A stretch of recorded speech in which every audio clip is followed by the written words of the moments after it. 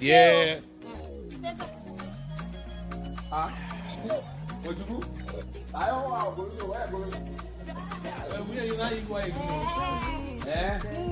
Well, your woman told you beg or water you buy you told and I know that you're moving when they come there now. I'm very long shit.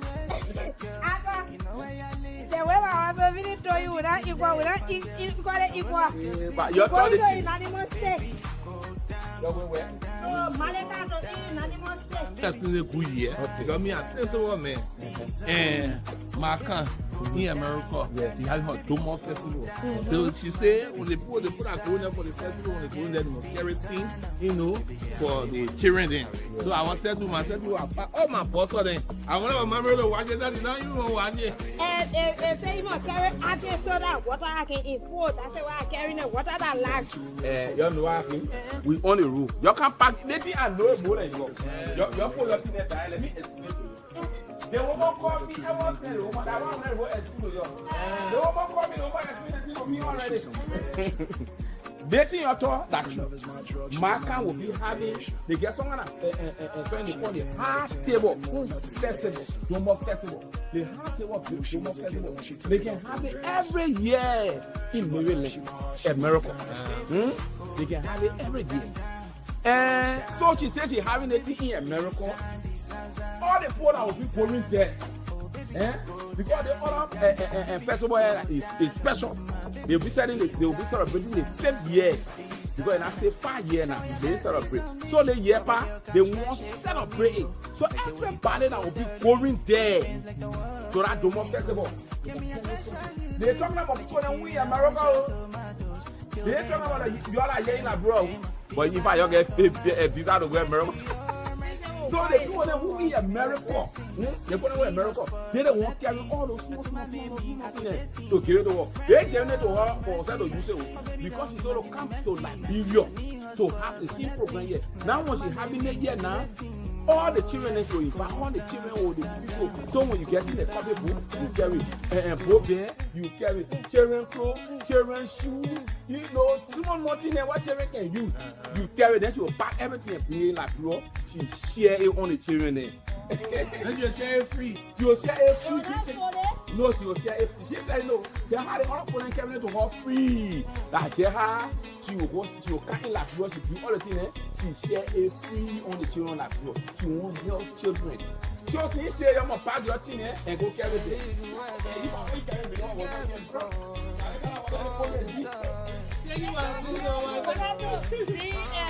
When I do the participation too. So other that we buy in animal state they will be doing it. The thing it will be happening in Maryland, in America, to Black Hill Regional Park. That it will be happening here. You know, way back when you get on and they call it country cook. But the American people, they just change the name now. You know, yeah. So that one body can call it hard table festival. Yeah. So what do you want? Yeah. So my people are here there, you're here in America, you're listening to it good. Yeah. The other thing I want to know, now what is it? The date is August 9. I can't having the hard table festival. Yeah, August 9. I read out of my birthday. Yeah. Marka will be having her Doma festival. And in that Doma festival, and then everybody that going there, you're pretty everything to donate to what so that you can come and donate to the children of Liberia. Big yo. But they can't in Liberia. Now we're to share things. They will call the children in the boat, they go for boat ride. Small children they put in, they will take boat ride. They've been doing boat ride, they share the thing on there, that the children will enjoy. I praise them for me to tell small again. Yeah, this is the 5-year Doma festival. So we encourage you to keep. So that so that go back home now. You carry that thing back home. Thank you. I want to for you.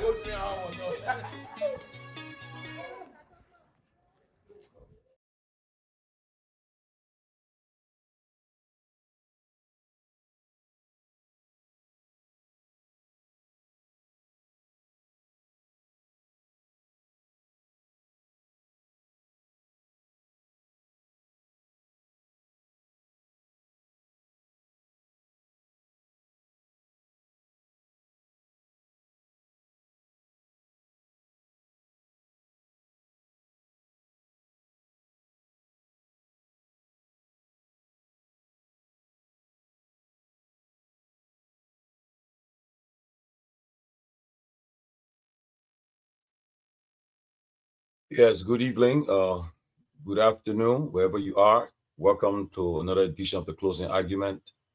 Myean, can you join me? It's good to be back on the closing argument. Today is Monday, June 16th, 2025.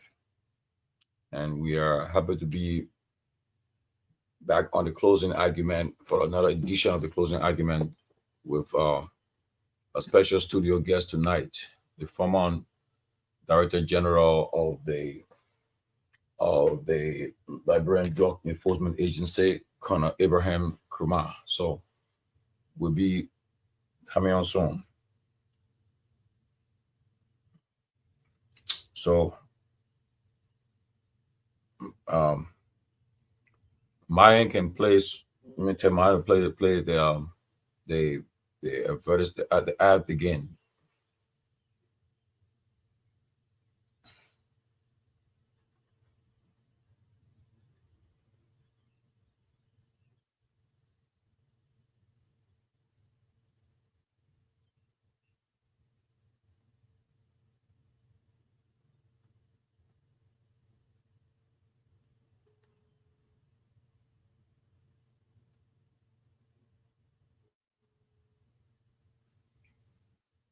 Hey, everybody, what's up?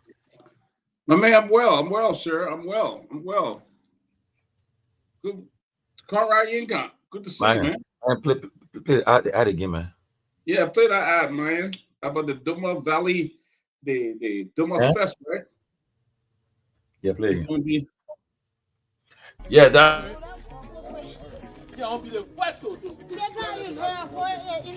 Yeah.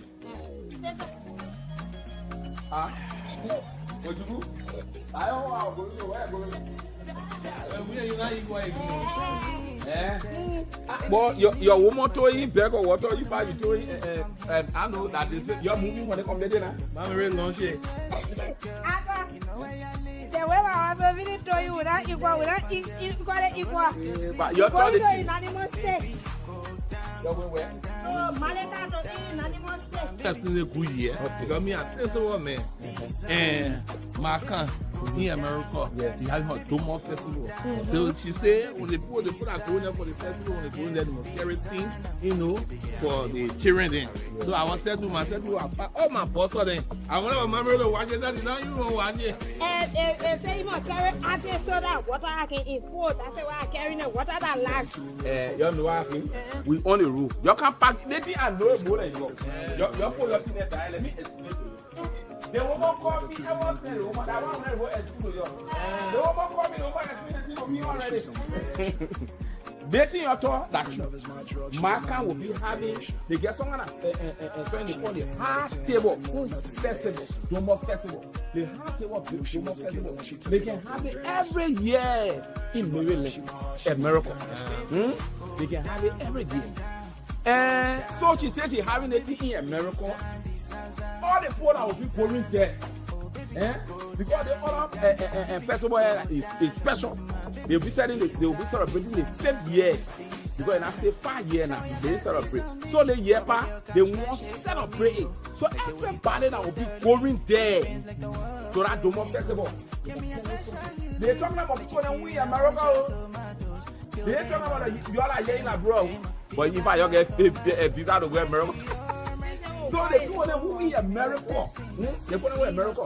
They don't want to carry all those small things to carry the work. They carry it to her for sale of use because she's going to come to Liberia to have the same program here. Now when she's having it here now, all the children are going, but all the children will the people. So when you get in the copy book, you carry Torgbean, you carry children clothes, children shoes, you know, small more things than what children can use. You carry, then she will pack everything and bring it like bro. She share it on the children then. And you share it free. She will share it free. No, she will share it free. She said no. She had the other one carry it to her free. Like she will carry it like bro. She do all the things. She share it free on the children like bro. She won't help children. So you say you're gonna pack your thing and go carry it.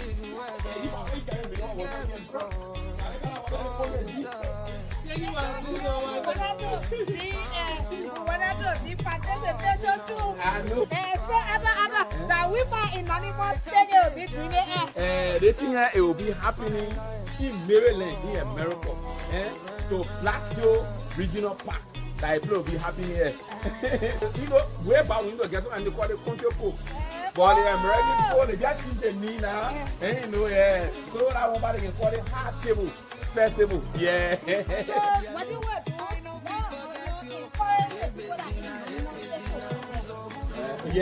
Yeah. So my people that ate there, you're here in America, you're listening to it good. Yeah. The other thing I want to know, Now, what is it?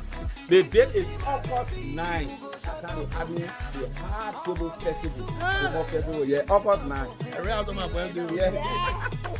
Myean will be having her Doma festival, and in that Doma festival, and then everybody that going there, you're please everything to donate to, but so that you can come and donate to the children of Liberia to big year. When they come in Liberia, now where those share things, they will put the children in the boat to go for boat ride. Small children they put in, they will take boat ride. They been doing boat ride, they share the thing on there, that the children will enjoy. I praise them from the test small again. Yes, the 5 year and Doma festival. So we encourage you to keep. So that yeah. So that go back home now. You carry that thing back home. Yeah, buddy.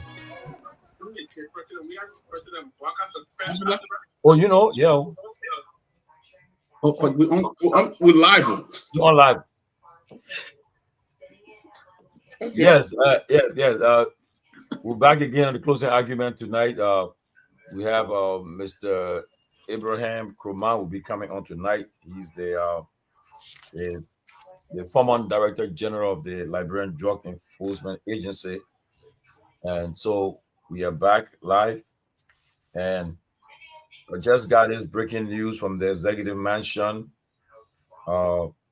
President Boyka suspended the LTA acting chairman, Mr. Abdullah Kamara, amid report from the JSC for financial misconduct.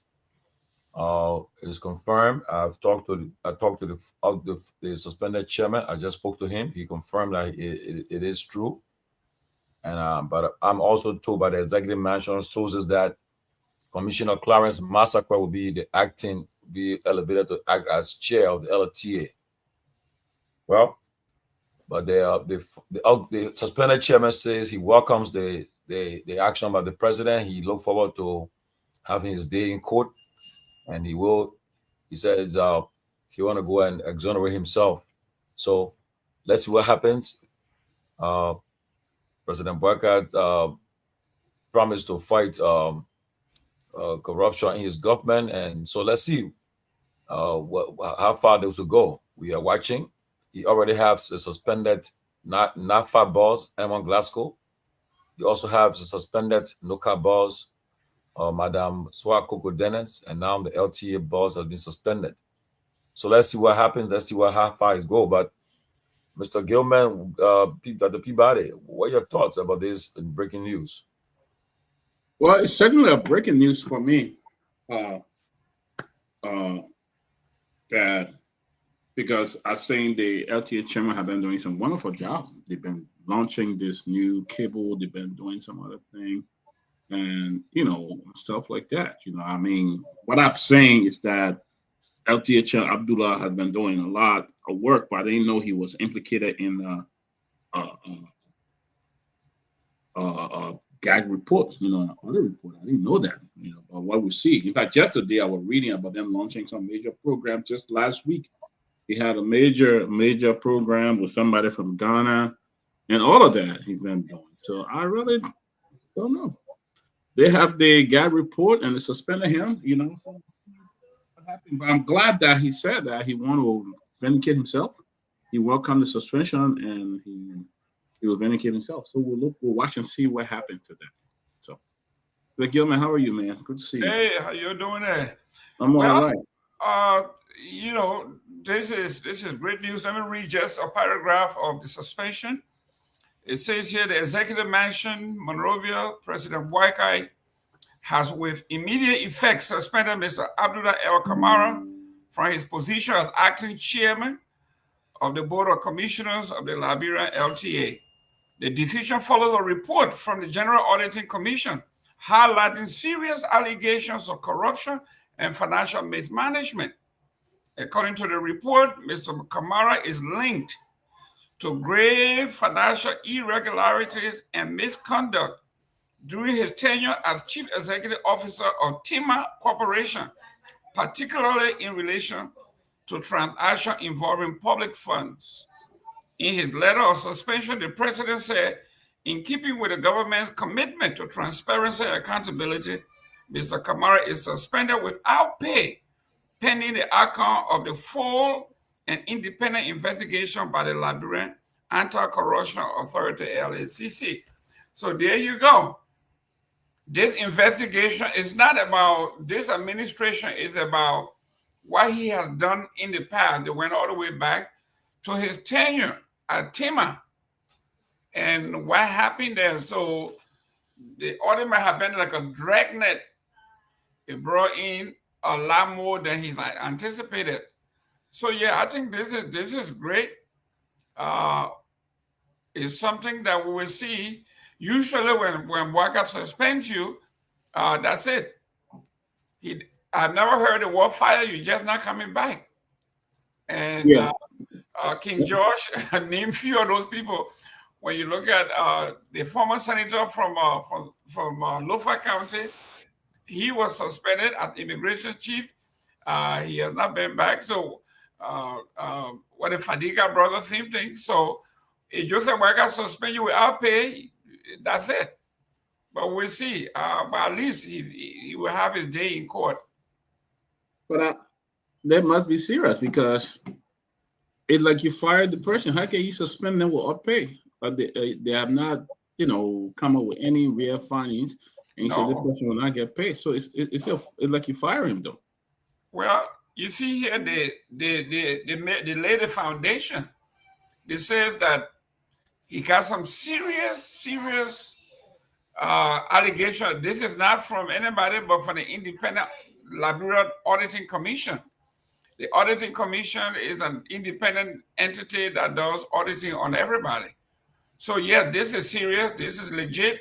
For him to have reached this particular decision, he may have looked at all the paperwork that were presented, bank transaction, return checks, deposits, all of those things, for it to rise to this level, for them to say serious allegation about financial mismanagement and bad conduct. So yeah, the president, we say the old man is slow, but some people say he's a deep thinker. He doesn't take decisions rashly. So if he took this decision, again, one of the guys who, like you said, lately we've been hearing some good things about him. It might not just have a piece of paper, it has a dossier, a compilation of lots of other things from the past. Well, I'm informed that this decision, the Unity Party, people have been pressuring the president to suspend Mr. Kamara, and they have been the ones putting pressure on him. So, but let's see what happens. Like Mr. Kamara says that he looked forward to having his day in court, and he believes that he will be exonerated. So we'll see what happens. So look forward to seeing it happen. But we talk about witch hunting. I won't be surprised if he had ever worked in the previous government. They are trying to, some people are saying they are trying to rid the administration of anybody that have any association with the CDC government. I don't know whether he worked in our government, but if he did, that's something we need to look at very closely. Yeah, we're gonna. I'm sure we're gonna find out what happened. I understand. It happened a lot of fight in that LT. That the people didn't want. They really didn't want Abdullah there. Even some of his commissioner fought him very hard. They were fighting him very, very hard to get him out there. And then you got all the report coming up. But I heard he was fought heavily by even his own commissioner that sat there with him. They were really going after him, and stuff like that. So, but we'll see what happens. But I just say it must be a major consequence. I mean, major issue here for him to be suspended without pay, and they're going back to look at his record, previous record from other places. That must be very serious. But I mean, the thing is, I mean, we'll see what come up. They just come out and say these things, and then nothing happens. We'll see. We'll see what happens. We'll see what happens. So, yeah. So, but wait, before Myean, is the guest in the studio already? Not yet, not yet. Okay, so, well, guys, tonight you guys are aware. We had a former deputy director general of the Liberia Drug Enforcement Agency on yesterday, Hassan Fadiga, and a lot was said yesterday, and that's why this interview was prompted. And so, Mr. Kumar will be coming on. I think we'll forward some information to you guys in the chat room about his case and so forth. Mr. Fadiga is also leveled some serious allegations, on him too. And so tonight we have the opportunity to bring to the Liberian people up to speed and let them, the public opinion will come up, So let's see what happens tonight. But Mr. Peabody and Mr. Gilman, what are your thoughts about the interview yesterday and what you expect tonight? Well, I want to thank you and Dr. Peabody or the administration. I was not on yesterday. I'm saying I'm giving credit to the entity, the okay argument entity, because when you bring someone on and they say things disparaging or accusatory to the other person, it's only fair that you bring the other person on to hear their side of the story. So, the Honorable George, that was very nice. I think it's fair for him to come on and tell his side of the story. And then at the end, if they want to do like the WWE, we bring both of them on so they can face each other and argue. That's how we do it. Then we can close it. But yeah, it was fair, Honorable George, for you to bring him on so he can actually give an account of some of the things that were said yesterday. It was fiery. The gentleman had the right to come and defend himself. Up to you, Dr. Peabody. Mr. Gilman and Tomalin, thing is, one thing I learned from this whole saga with Fatika and Kumar, one thing I learned, and that's why most people don't bring in a job. Most people don't bring people that are qualified like them, or even qualify more than they are to assume a position to work close to them, because it's a chance of them either getting a job or things like that. But secondly, in a key area like that, sometimes we need to bring confidants, people who we really trust, people who will really be able to carry our cause. And that's what I learned, because this position, I understand, was lobbied heavily by Mr. Guarm for Fatika. He lobbied. The government told him, this is the person I want to work with me. And to see if you lobby like that, to have this guy work side with you, then you couldn't get along. Then something not right, So, I'm not trying to accuse anybody, but we should know that when you get a position, you're the director, you want to be somebody close to you, make sure you know them very well. Make sure you know them very well. And, we'll talk. I'm not taking side here, but I don't know whether he knew the Fatika very well. I don't think he knew him. I don't think he knew Mr. Fatika very well. But I don't know. But I see some sense of deception that led to him losing his job, because the person that he lobbied for and thought that he really knew him, he didn't really know him. And today we saw the back and forth. I felt like that Fatika should have worked with AB, because of AB who really brought him there. But to just all these things that happened were really not fair. So I'm going to ask him some questions today. How well he knew the Fatika brother. I know that both of them made mistake, but again, brother, somebody who loved you and did everything for you, you can't go that route with them. You either get up, but you coming on busting out all the story, bro. You know, it was not a good thing. And I don't know how well Mr. Kurman knew Fatika, but I see a major deception here. Very, very deception on here. So anyway, I will stop there. We'll go into. Oh, I have a different version though. I believe that I mean, honestly, like I said yesterday, I believe that Fatika went to the LDA with to help the country. I think he wanted to do a job with the country. I think he went there with everything. Working in America and working in Liberia is a different thing though. America, you got ethics, you got I mean, if you are supervised people before and on a job, you know what it takes. You got performance stuff and so forth. You got the expectation of your staff, your subordinates, and so forth. And I think when people talk about Liberia, sometimes when they talk in abstract, we don't know. But you said that Liberia, the government said it came to change the country. They came to fight the war on drugs. One of the issues they ran with against the Weah administration, they said President Weah administration introduced Cooch, and they were coming to put an end to the issue of drugs.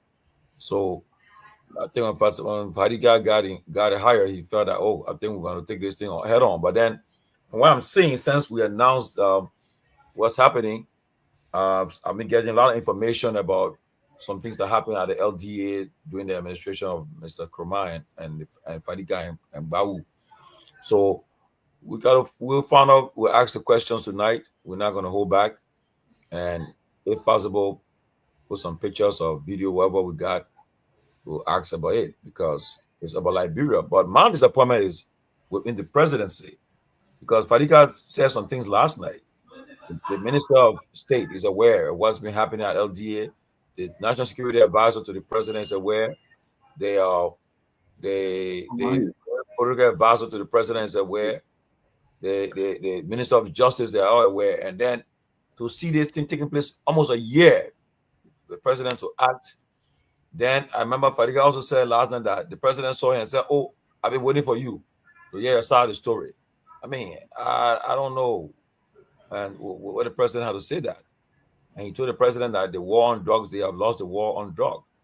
And for me, also is that when we asked the question about the President management team at LDA, he said, well, I think he tried to not throw down the bus. He said they don't have the logistics, they need support. But I don't think the war on drugs is being fought by this government. And I think that's a challenge they're having. And I believe that the President, he should not have dismissed them, because when you dismiss somebody, it's like an NTR. If he had reassigned them, so okay, Fatika, you go to somebody should have stayed at the Drug Enforcement Agency. And I believe you guys said, well, if Fatika, you stay here, since you're new to this thing, you came upstairs, maybe go to the police or somewhere, do something, but to get rid of them, and that means the President Boga can reappoint them to any position again. But you find the people, you didn't say, well, they resign. If they resign a different case, but you just dismiss them. Okay? I know Fatika tried to play with the words last night, but I say relief means they fire you. So that's why I told him, I said, you got to get back to yourself. If I've got to know you, you're very, very powerful on the issue of social justice and good governance. And if you continue to allow your love or support for President Bouakai to overshadow your commitment to the country, affecting a long run, because what's happening is like the president, they can't tell you what happening with the drug issue, and there's a problem there, and with all the pictures, the videos, everything we have seen, they tell me that they want drugs, they're going to continue to play with it. So I really don't know, but I believe that the president should not have fired everyone. He should have at least do some transfer, because these are good guys. AB is a great guy in law enforcement. Fadika too, I see a resume too. But I believe that I don't think they did the country right. So that's my personal thoughts about it. And I welcome that young man. I think. Thank you. I think Bouakai did the right thing. Why you don't answer my call? Eh? Why you don't answer my call? Make you still the cushion while you. I mean, the man was busy all day. You need to see that calling me not answering. I was in the bike. Oh, I'm sorry, I didn't. Man, I just put you on. I didn't know. I was talking. I mean, I'm multitasking. That's why. I don't have boundary. I can challenge people publicly. So I mean, my man, we're talking about Tia. I can't talk your personal Tia. Man, he like you. You go back to Nima and go to your Nima thing. But I think if as an administrator, that's what I would do. If the team is totally contaminated, you just clean house and start anew. Because if you have one contaminated person remaining, that person will try to influence everybody else that come in. So I think President Bouakai did the right thing. Get rid of everybody and bring in a new team. Mr. Gay, your turn. But the new team. I agree with you, Mr. The new team is not doing nothing. Yeah, I agree with you, Mr. Gilman. That's what happened, in employment here. When two employees are found fighting, both of them are dismissed immediately. What we saw from both of them was very unprofessional. I know Tomalin is saying they should have been reassigned to a different place. I think when the situation started, they should have done something earlier on. They allowed it to drag and it got ugly. At that point, at the final analysis, in my mind, in my opinion, I thought the best thing to do was to do what the president did. My only frustration in the process is we, the Liberian people, did not get to know what transpired. We didn't get to know. And I think that was a disservice to the Liberian people, especially when an investigation was conducted and we didn't get the closure. Or we saw people are dismissed. What were they dismissed for? We don't know. Everything has been left with speculations. And I think that was a disservice that I saw. But the way both of them in higher positions were conducting themselves, like no sense of professionalism, no sense of administrative order, no form of discipline. You cannot be in that position and don't exercise any of those elements. And for me, that's why I drew the line. You can be in positions, and part of the reason why you were put in that position is because you have the necessary discipline to conduct yourself and discharge the duty of that office. It does not take away anything. When you're a supervisor at the McDonald's here, you conduct yourself as such. Let alone you being director and deputy director of a major agency. That is not a small agency. And for me, because of the magnitude of the office both of them held at the time, are holding up to that standard as well. Okay. I just get information that the guest is in the studio, so we're far behind time. So we'll bring the guest on the studio right now. Let's welcome. It was time for me to talk now. You keep late now. Let's bring the guest.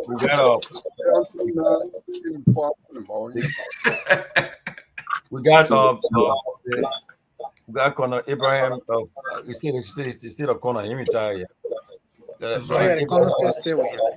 Abraham Kumar is here for us.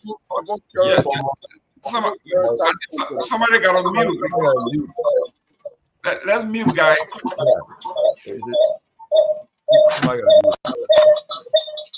That's from the studio. From the studio. Mind you guys can fix it. Somebody help with this. Guys. Just a feedback. No, what is on your face? Okay. So we got Colonel Ibrahim Kromah, the former Director General of the Liberian Drug Enforcement Agency. He also a former Deputy Director of Police Operations of Liberian National Police. He also a former Chief of Staff of the Liberian Armed Forces. So this man is he's been into his law enforcement and everything for a long time. But Mr. Kromah, it's good to have you in the closing argument. I want to welcome you. This is your first time. So I think you know most of the panelists here hopefully will introduce themselves. And I want to start to say, well, welcome, and go around the table. And the guys can introduce themselves and we can get this thing started.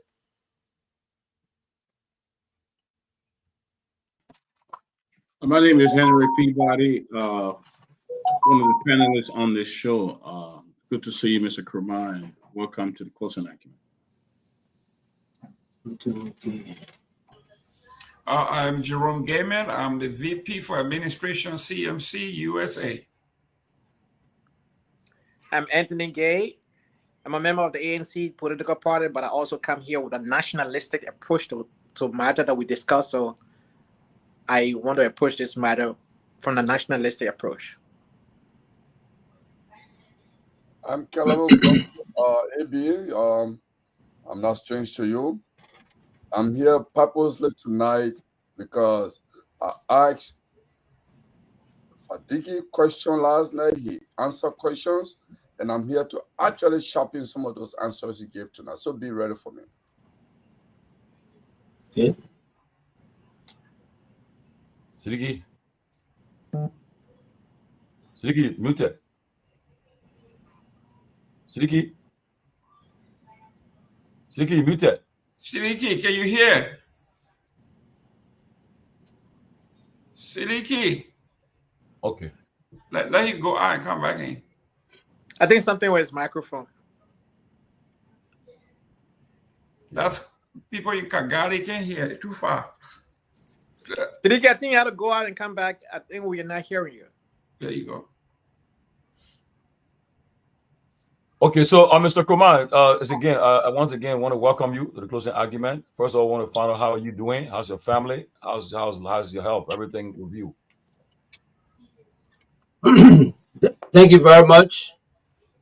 It is always a pleasing pleasure to have an opportunity to speak to forums like this arrangement. I'm glad to see familiar faces. So I know we are out for professional dispositions. We will today have an opportunity to set the record straight. Not that I have any real obligations or duty, because we've done it. We've looked for an opportunity to go to sharpen the contradiction. We have one with the president executive arrangement where we were set up to face a panel of investigators. We didn't have an opportunity to set some record straight because there was no report from that particular arrangement. And we look to the press for people who have accused and impugn our reputation to actually expose the allegation. We didn't have that. So we thought to go to court. And today I stand here to actually set up some clarification with regards to those issues. So it is a pleasing pleasure to be here. I'm happy to be here today. Great. We just asked the questions because we know a lot to cover. But the question I wrote some of my questions down because I want to make sure that I ask the questions that. So, but Mr. Kromah, on April 2nd, the then Deputy Director for General Operations, Hassan Fadiga, received a complaint from an agent at the RIA, and upon his investigation, he discovered that a cargo allegedly containing drugs was not properly searched. he subsequently suspended the commander, and you reinstated the commander. Don't you think your decision to suspend a commander who appears to be compromised back to his post undermined the drug fight that you were trying to eradicate?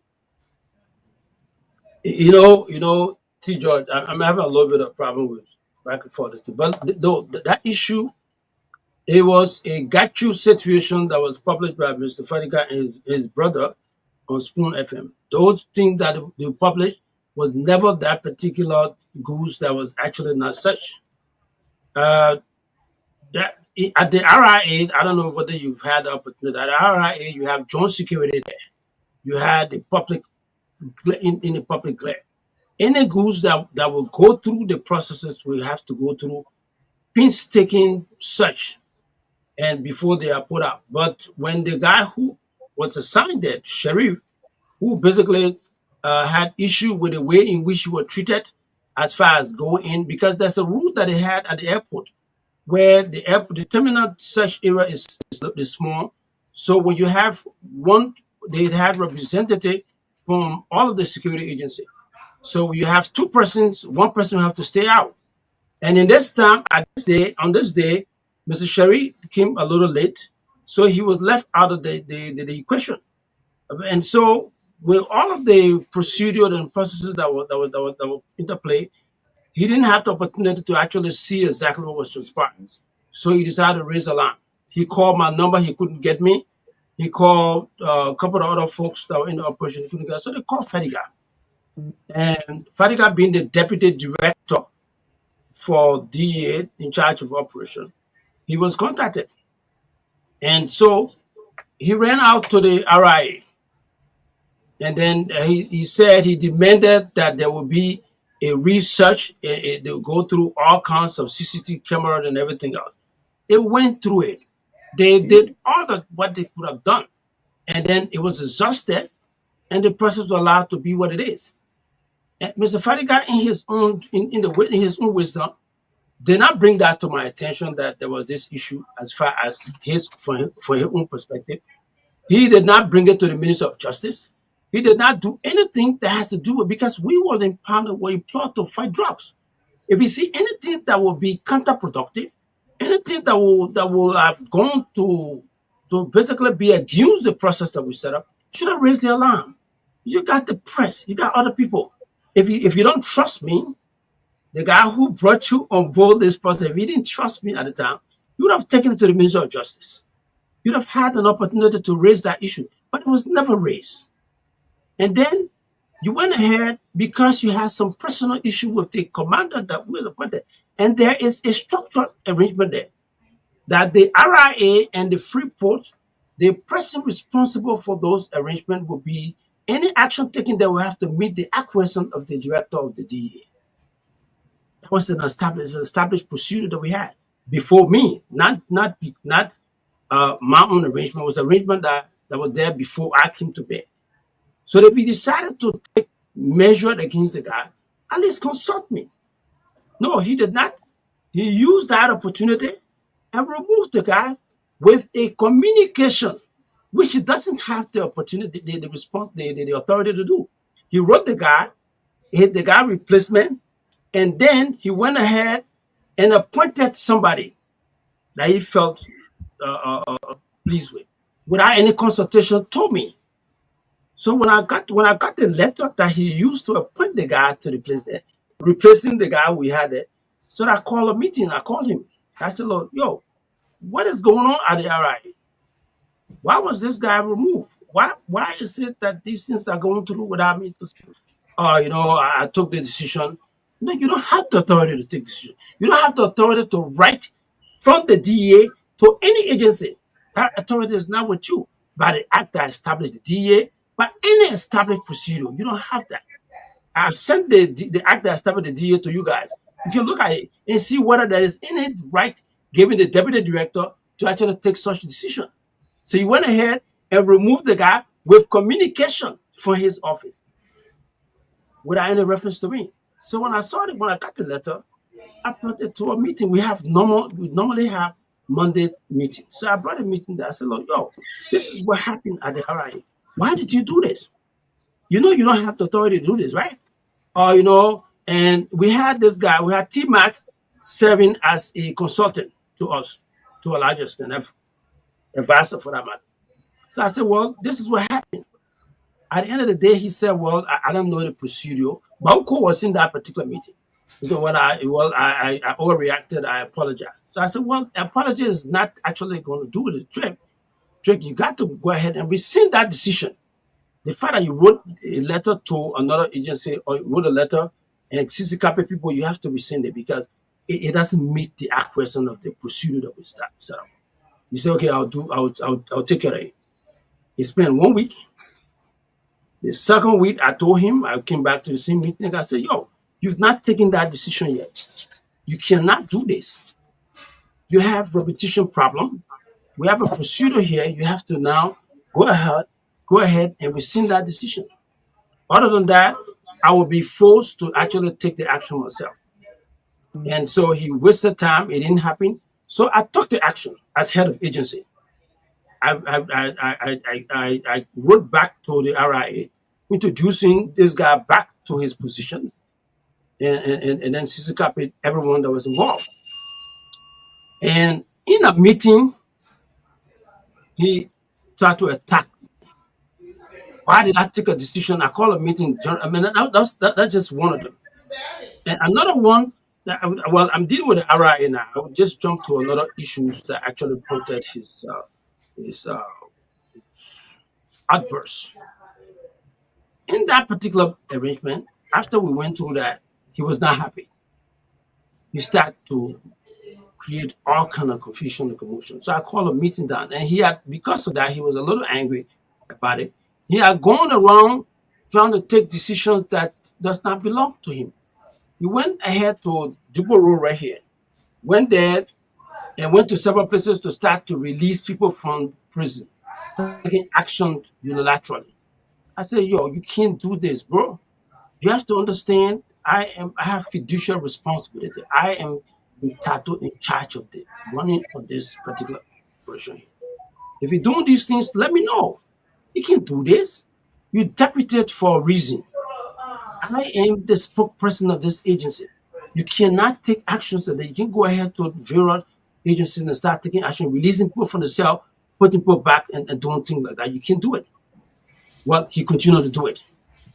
And so I called a meeting and I said, look, any more decision to release anybody from one of these prison, the withholding cell, I'll let you be consulted. If I'm not consulted, the decision is not a valid decision. And he was angry, furious. He attacked me in there. People had to come in between, and he's claiming that he's going to teach me a lesson and the rest of it. I mean, come on. I said, you can't do anything about this. I'm acting in my capacity as head of agency, and this is the decision. Until we can come to a point where we now can have a way forward, you cannot take the decision. As long as I'm head of the DEA, this is going to be done this way at this time. Okay. And basically, they have to divide. Kids will have to come in between because you want to attack. I'm like, no, you don't do that. And so guys too, my body guys, and everybody had to jump in between and stuff like that. So just to give you a synopsis of the level of belligerent and disrespectful interaction stemming from that whole issue there. And that became a way forward for him. And eventually his brother picked it up. It became a wave of avalanche of attack, of misinformation, of libelous and slanderous lies against me. Hard in fact, and all kinds of things to start to say. So I didn't bother it. I just said, whatever you say will have repercussion. Legal or official repercussion. Is it cool? And basically that was where we were. And just to give you a synopsis as to the level of disenchantment and the malice aforethought that intertwined, that brought forward this guy's disposition against myself. Okay, because of time, we got a lot of panelists there, and they got a lot of questions. Today a lot of questions to ask. So please, if you can just make your answers short, it'll be fine. My second question, you can just you can just summarize it. It was brought to my attention that I read from one of the reports. On April 8th, you prohibited your directive for operations from a drug raid with all. Then on April 15th, you placed the entire drug enforcement agency on a stand down. You said nobody should conduct any more drug raid. What are the reasons behind your decision? All right, Tomalin. Yeah. When you are in charge, at that point, I had about almost 34 years experience in law enforcement. Deputy Director of Police for Operation Base Commander of Intelligence, and being Director of CID, being Chief of Staff during the interim period. With that wealth of experience, I know exactly what it will be when you have fiduciary responsibility, when you have a decision responsibility for a particular agency. Now, Mr. Fadiga going around the town, raiding everywhere. I start to get information, I start to get complaints about guys that he raiding with, they taking people's stuff, they doing stuff. And so because of that, I said to myself, listen, this is going to be on my neck because I'm the spokesperson, I'm the person responsible. I used to call them, say, I'm the head nigga in charge. So if there will be any repercussion, there will be any reprimand, it will be on me as head of agency. So we'll stop everything as it is now because you have people, action agents, jumping him, going to people places that started getting complaints coming in, people, they go to people's houses and things are getting missed, stuff like that. I said, okay, we'll start this process right now. We'll reorganize it, and then we'll now come back with an additional operation pattern. But before then, and until then, any raid that will be here, we have to be sanctioned. We have to look at it. We have to see where you're going, who you're going. Let's look at your plan of action. Then we can sanction it for you to go in and do it. I thought that was the way forward, and that was why we put a stop to the raiding, and eventually it started to work out because we started to see a more organized approach towards our raiding, more organized approach towards the operation of the DEA at that level, because we're operating with action agents that was not incorporated as employee to a large extent because of the budgetary arrangement. We had just come. We're looking for budgetary allotment. I'm running around the place, going from the various Senate offices to the president office, all around to see if we can have a budget. I put up a very liberal budget of $24 million so as to get the DEA on good footing. And while I'm trying to struggle to get that, I can't have people just running around with action agents who are non-agent and jumping up and down in people. So I stop it. Let's find a way so we can reach the approaching process. And that was the essence for which I took that decision. Okay, Peabody. Mr. Kumar, good to see you, man. Welcome again to the Closing Argument. Let me ask you this question. Yes, sir. You have worked in security for a very long time. You have all the experience. Did you really know Fadiga before you advocated to have him work for you? So I get Did you really know him before advocating to have him come work for you? Did you know him? I'm still not getting you. I said, did you know Fadiga before you advocated for him to work for you? All right. You know, let me put it. I was listening to your show last night, and it was a very interesting show. I heard Mr. Fadiga, somebody asking question about whether I was afraid, I was intimidated to bring him on board and stuff like that. Come on, guys. I have 3 graduate degrees. I come out of the prestigious John Jay College of Criminal Justice. So I also come out of Seton Hall University. 2 graduate degrees from Seton Hall University, 1 from the John Jay College of Criminal Justice, would not make me inferior to anybody in the American security arrangement. Never. I saw Mr. Fadiga's resume, and he came down, he sought my my approval, my acquiescence, my support to join the government. Nobody knew him in the government to have given him any position. I did. I took Mr. Fadigas. To be honest with you, I'm at fault for that because people say what I knew him and before I gave him the opportunity. I had so many folks there that would have given the opportunity. The guy who's now deputy for operation at the DA was one of my choices I had.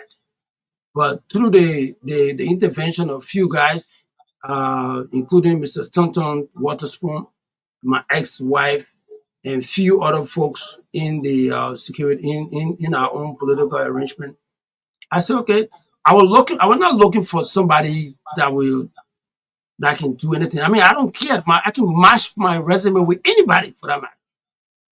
So I decided to bring him on board to actually do specific things.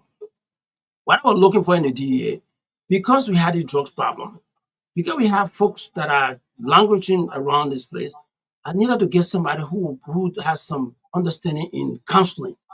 I was told that he was a counselor in the prison in Minnesota. So I said, okay, let's bring this dude, since he got some lineage with drugs counseling, let's bring the guy so he can help with our counseling process. I didn't bring him because of his Operation Pro, because nothing was there. What he exhibited is just put a badge on a beach chest, walk around the town everywhere. And that's not something I was looking for. But eventually that became the way he carried himself. So we took him at our level. I'm not intimidated, but this kid is nothing as far as the guys that I've interacted with. I mean, chief of staff of the Air Force, for God's sake. I was not a military guy, but I had the opportunity to actually serve as somebody who was stripping up the army during transition. I became director of CID. I worked with several directors of police as deputy. And my records are there. Chris Massacre will tell you that. I work with him. I work with Brandon Samukai, will tell you that. Current director of police will tell you that. He was my deputy before he became my chief. He will tell you my relationship, what I do, my understanding of the established rules and regulation. So coming out of the United States, I came out of the United States. I work for even though he said yesterday, I didn't work for the Superior Court of New Jersey. And I can say now clearly, you can go and check the Superior Court, go to New Brunswick where my office was. You find out from there where I serve as investigator and as a probation officer. It's clearly laid out. But this is how these guys have managed to find that niche in our society. They put up from Nyenwolos. Nobody check it out as they dismiss everything. Everybody for that matter. So at the end of the day, he was at his best yesterday. He has always been at his best in trying to demean somebody's reputation in passing. Anyone knows they're just doing passing or AB. That's what they said. AB cannot go to court with us. And I went to court with you. Now you got indictment. Now you got enforcement. I don't understand what you guys are. You guys in Minnesota there know these guys. I don't know them like that, to be honest with you. To answer your question, I have people who actually contributed to my decision, to my understanding. And because I was looking for specific criteria, qualification, and I felt that he would have helped us in the counseling department. And that's why he was brought on board. So that's my next question. Did you feel any sense of deception on his part? Say that again? Did you feel any sense of deception on his part?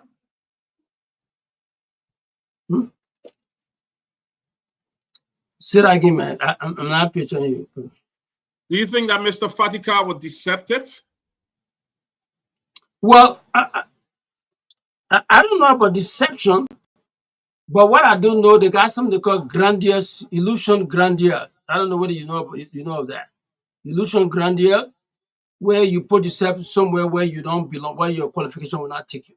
That's what I felt him to be. Later on, when I got to know a level of his interaction, where he was, his knowledge, and I felt that he didn't have the knowledge for the position he had.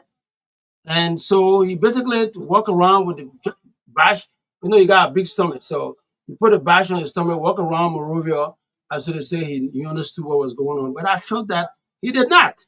The arrest And the prosecutions of guys that we have behind bars today, I participated in the arrest of Mr. Japan. I teleguided it, I monitor it, and basically the guy was placed behind bars today. He's been convicted in there. He didn't participate in that. He was nowhere around. All his brother were doing, going around that, we're so sorry that a drug dealer will go free because of the lapses that A.B. Command put up. But they didn't know me. The kids, they just walk around, bluff around, thinking that there's somebody. They don't know what I passed through. Okay. By the way, I was Deputy Commissioner of Maritime as well. So my experience is far beyond where they are. So they see all of us, I accommodated them. They come to my house, they eat. You need packaging to provide. I mean, you don't go through all of those things. But apparently they thought that, and besides that, gentlemen, let me let you know, why you don't have ladies on this show? Because I found the pleasure of saying ladies and gentlemen, but I can't find ladies and gentlemen in this place. I just got to throw that to you guys. Yeah, I want to let in the back. So I've been a little facetious now. I've been a little facetious, but I had to throw it there. No, unfortunately, I am all for gender equality. Well, ask the CMC people, they took their girlfriend here. Guys, I come with that, just a tender I'm putting up. I'll come back to the point. At the end of the day, these guys did not know that I also run a private security firm, one of the largest private security firms in Liberia today. We're pretty much 1,424 men. I made income. I ran the GA basically from that perspective. And besides that, gentlemen, I'm an Al-Haji. I've gone to the Hajj. I've gone to Arafat. So I'm a staunch Muslim. I don't do criminal activities. I don't do drugs. Drug dealers are people that I do not appreciate because they are damaging our children. I wanted this guy to do. I am the same AB command that took my cousin, Musa Bedede's son, who called me uncle. Who called me uncle. I arrested and I put him through the criminal justice system. That's the guy you're talking about. We have some affiliation with drugs. Are you kidding me? Because you want to make it, you want to have your day in court, your little 15-minute film. So you're looking for somebody to actually bring down. You bring a guy like AB Command for what reason? Who you are? So I was not happy. And when they start to carry these nonsense around about being affiliated with drug dealers and all the nonsense, I asked them to prove it. They could not prove it. They walk around. I asked them to do it. They come to the press. Oh, there's a lady here. I'm so sorry. Thank you very much. Welcome, lady. Thank you so much. They could not prove it. So basically, I asked them to go to the very press and prove the allegation against me. They could not do it. All they was, and I bet you they will tell you that when the time comes, the truth will be told. That's what they said to everybody. The truth will come to bear. The truth will come to bear. You tarnish somebody's repetition, 35 years experience, repetition, they say the truth will be told. When are you going to say this one truth? You can't say the truth. So I said, okay, let me hold back. My advisors and people that love me very much said to me, okay, this thing has happened. And I'm sure you're coming to the June 3rd incident that happened. We'll come to that. So they said, okay, AB, hold this to it. So the guys have gone through this one. Let's wait. Let it go. Let's go to the president appointed panel. We went there, zero. I heard them saying yesterday that, and this was the comical part of your show yesterday. The man said he had unfiltered access to the president. But yesterday, again, in the same tone, he said his story could not be told. The president told him, oh, you hear? I didn't know you hear. How can those kind of contradictions be allowed? And then people just sit and allow him to say it. That's how they've gone through all of these processes. They've maligned the reputation of people. They've spoken, they tarnished the reputations of everybody. They've spoken the bad mouth precedents. They go with impunity. Nobody's spoken to these guys. I call them two-headed monsters. So at the end of the day, we brought them to book and waited for them to go to the president panel to come with that avalanche of evidence. They could not bring it. So that's okay. If this guy can't do this, they can't go to the press. They just want to write letters to people around and thinking that they can be defensive. I will take them to court. Let them bring it to the law. I go to court. Yesterday, they ran away. They ran behind the court officer. The court officer is there. I got footage that you see what they did to the sheriff, the female sheriff for that matter. They ran behind it. The lady want to go serve them at the police station. They ran behind the lady there, pushed the lady around. They could not accept it. So, Mr. Kumar, in our civil procedure law here, if you refuse service, you are deemed served. These are guys who say they've been in the criminal justice system. If you don't accept your service, you've been deemed served. Mr. Kumar, as I said, so let's say, okay, they were not served. Yeah. You go to court. You went to court. And then the court appointed somebody to sit in the chair to receive their judgment. You got the judgment. It's been publicized all around the place. You had the opportunity to file an appeal to the Supreme Court. You still did not do that. You allowed the term to elapse with the Supreme Court hearing. It's 10 days. You allowed it to happen. Then the court, the most foolish part, the buffoonish part was that he accepted the court cost. His brother son, knowing now they have the repercussion that if you don't do these things will come to haunt you. Stupidly went and accepted to sign the court cost. That's the only court document to sign. And when you do that, I mean, you've already accepted the judgment of the case. Somebody should have told these. Mr. Kumar, somebody should have told these guys that this is what you do. If you don't do this, you come. We got a lot of cover tonight, so if you're right. So your answer, be making sure. Come around the today, you gotta wait. Breaking news today.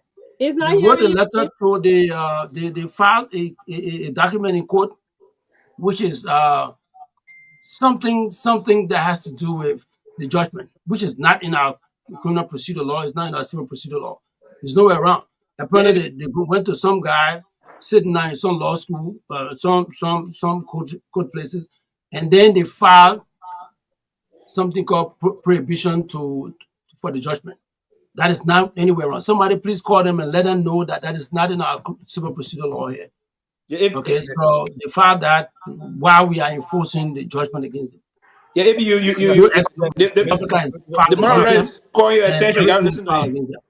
Mr. Kumar, but the state is going around that the big boys. He's not hearing you. Wait till we take the sheriff to follow them up. Call Myean. Abi, are you there? Where are you, Myean? So that's what we are. I think he got his attention, but you got to. Yeah, Abi, I'm trying to say that you please reduce your answer short because they got a lot of questions. My man, I understand, but I got too much stuff in my heart to and the guys got the panelists got a lot to ask you. So all right, go ahead. So Peabody, who the next person? I'm the next person. You don't know how we came on the show? Kehleboe, they just ask simple questions. The answer is we got to see how you came on the show. Kehleboe, go ahead. Okay, so thank you. Yeah, I have to make first because the guy not controlling the show. He texting people that what he's doing. Oh, he said, man, I'm controlling the show. You, go ahead, please. So, Abi, how you doing? I'm testing Jeremiah Kun. Kehleboe, go ahead. That's a question, man. Mr. Kumar, how are you? I'm doing fine, sir. All right. So I was going to have a series of questions to ask, but then we have more panelists, so I'm not going to ask this question. I actually wrote down 4 questions on yesterday, and I was going to go after those 4 questions. But I think there are 2 of the 4 that stand out here, and I want to just put it out first. I'll ask my 2 questions directly, and you can answer all 2, okay? Okay. Yeah, so the first one has to do with this story about the U.S. Embassy. Yesterday, Fadika said the Americans told him that they can't work with you. So my question to you is, for the time you were, Director General, did you at any time hold meeting with any official from the U.S. Embassy or from the UN DOC, or maybe you need to speak to that because that's part of the propaganda that you are not acceptable by quote unquote international partners. All right, and so let me again that one of the lies. This thing ringing my ear back, so I'm taking it. Again, that's one of the lies that you guys have pushed around. They push around to say, "Oh, AB cannot work with it." Can you work? I work for the Superior Court of New Jersey. What did I do in Liberia that I didn't do in America that I would not be rejected by the American government here? I have pictures I would send to you guys. I have several meetings with the RSO, with the American embassy, in the American embassy. I have meetings with the guys for the UNODC. I will give you that. I toured the various places with them. I will send you that, guys. That this is just buffoonish lies and deception by these two-headed monsters. But I can tell you that clearly. I've been very patient with this nonsense, to be honest with you. And for them to parade with these lies, I just look at it as stupid, because you can't say I spent all of this time. The U.S. I've visited, I've gone there for official duties. When we did the arrest, when we started to do the arrest of most of these guys, I went in there. I had the opportunity to talk to folks at the U.S. Embassy. I talked to so do not mind these things. These are lies. I can't work for the U.S. government. I can't work in the probation department in America and come back here. I don't have the opportunity to do whatever I done. What is it? I didn't even have a moving ticket in America on the 20 years I spent there. Moving ticket in that day. Here in Liberia, what have I done? Anybody here? Nothing. Zero. So for these guys to put these lies, this is what the guys will put up. Yes. Well, we can't do that.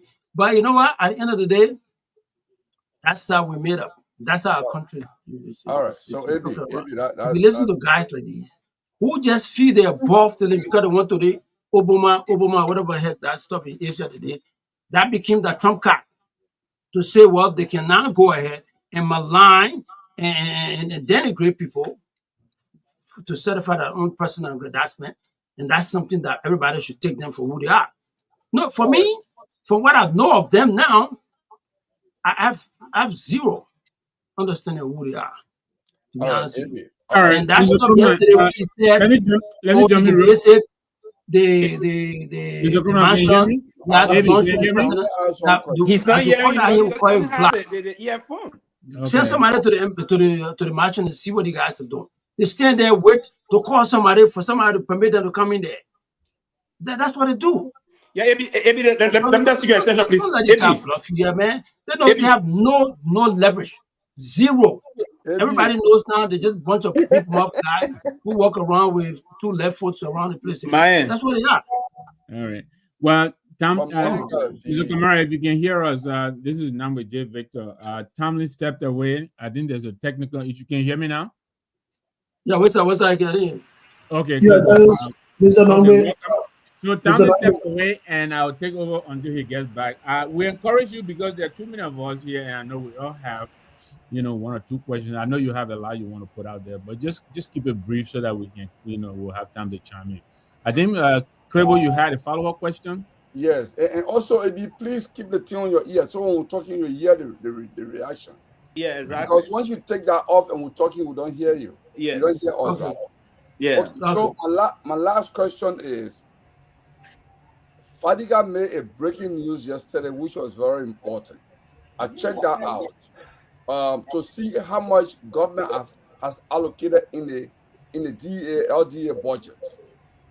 He made a statement. He said he met President Bouaka, and he told President Bouaka that the government of Liberia has lost the war on drugs. And I asked him, what did the president say to you? That he's shaking his chair when he made such a declarative statement. And he said the president took it serious. He understood that. My question to you, as someone with more than 30 years experience in law enforcement, someone who has worked with drug dealers, trying to rehabilitate some of these, arrest some bad people, from being a cadet as a CID agent, as I know from LU, all the way up there. You didn't mention that one there, but no, you're in the CID unit as a cadet. Is there a question in here somewhere? Yeah, so... Yeah, but let's get to it, man. Do you agree with Fadiga that the governor of Liberia, under President Joseph Bouaka, has lost the war on drugs? You know, this is where you can find naivete written all on this guy's face. And he did the same Boronic statement when he went for confirmation hearing. He said Americans lost the war on drugs. The same guy. This is where, if I had the opportunity to withdraw my recommendation, I would have done it, but I couldn't. Now I just realized this guy is an empty vessel that walk around with all of these resumes that he comes from. He lied to say you work a federal agent. You know what a federal employee is different from a federal agent. That's what he doesn't understand. And at the end of the day, that statement last night will showcase this guy naivety, this guy emptiness. You have a drugs, you have a case, you have a government that basically having an opportunity to actually fight a menace that's affected a huge percentage of the population. And then you come back to say because you got set back in that attainment, and you say, well, the situation is lost. What role did you play? You just walk around rural ghettos, rural drug infested area, and then you come out to say, well, you know, for the way you saw those kids that drug affected you, that you can date back to 10 years of drug usage, and say, well, because those guys are there, the government has lost the war. Where? How? What is the statistic? What is the background you have to do that? He doesn't have it because he doesn't know. He doesn't understand how these decisions, what are the strategic framework that is put in place to actually address these kind of social issues. He doesn't understand that. It's my fault. I have set back in my goal attainment.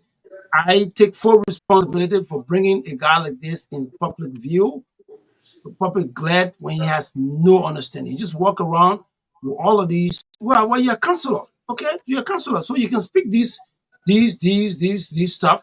You also know that you understand exactly what it is when people are affected, drug affected, but you don't know the strategic nature in which these things are placed. How government will address the issue. What are the steps that this government is taking to actually address the issue of drugs in our country? You have no clue, but you just walk around.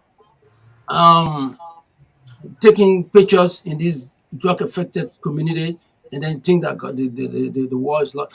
From what perspective, young man? You don't understand these things. So that's the issue. He lied, and now with just understanding, he's naive.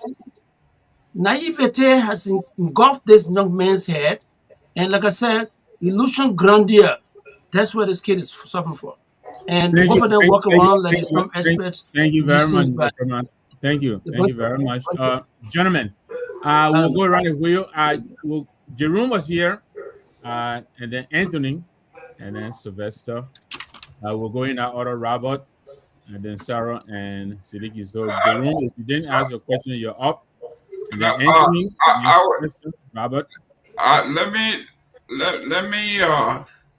Let me defer to the lady. Has she asked her question yet? Not yet. Thank you very much. Ms. Dapple, you're up. Thank you so much. Thank you, Mr. Kroma, for coming on. I want to say welcome, and I also want to say welcome to our guests and panelists as well. When you were talking, when you were discussing, I was listening behind the scene. I heard you talk about you recommended Fatiga to come and serve in the counseling area. You thought he could be helpful in the counseling area, right? Am I correct? I think I heard you say that. That's correct. Okay. It was on my recommendation on the sheet. I put both of them, he and Mr. Bauko, and recommended to the president about guys that wanted to work with me. Okay. And basically the president, without hesitation, because of the confidence that he reports to me, without hesitation, says to me, it is the year to run. Can you put that stuff so I can hear you? Besides recommending them, I followed them for that confirmation hearing. I was there in the hall, and basically that's where we found them. Yes, I did recommend them. Okay, can you put that stuff on so you can hear me?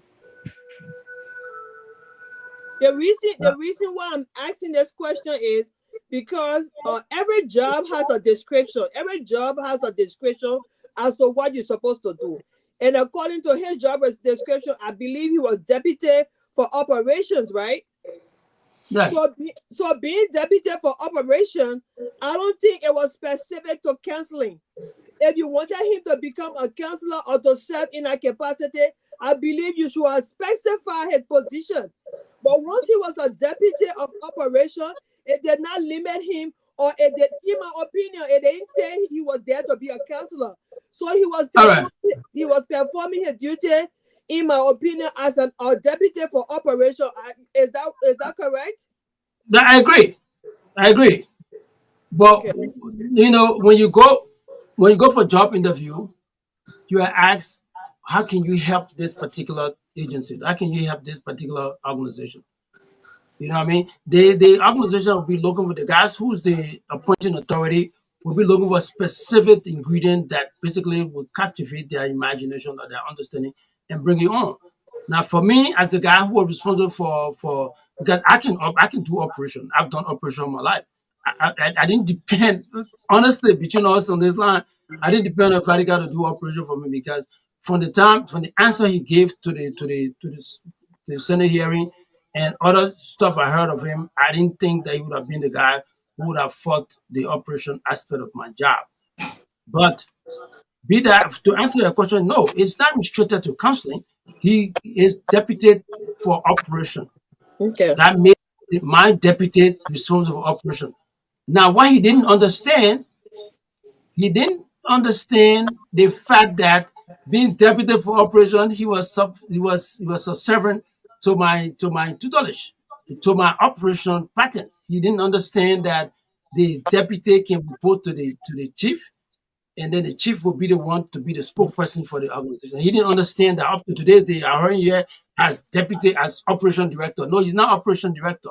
You are deputy for operation, the deputy responsible for operation, who will report to the chief of the department. That's why he didn't understand. That's why I sent you guys the act that established the DA. I sent it to you guys in your stuff so you can read it and educate yourself as to what is it that this performer was trying to put to you. And he doesn't understand. I don't blame him. The kid doesn't understand. Question. So I hold myself responsible for it, because I brought in a guy who has shortcomings. Okay. So my next question here is, I believe in my heart, I believe that you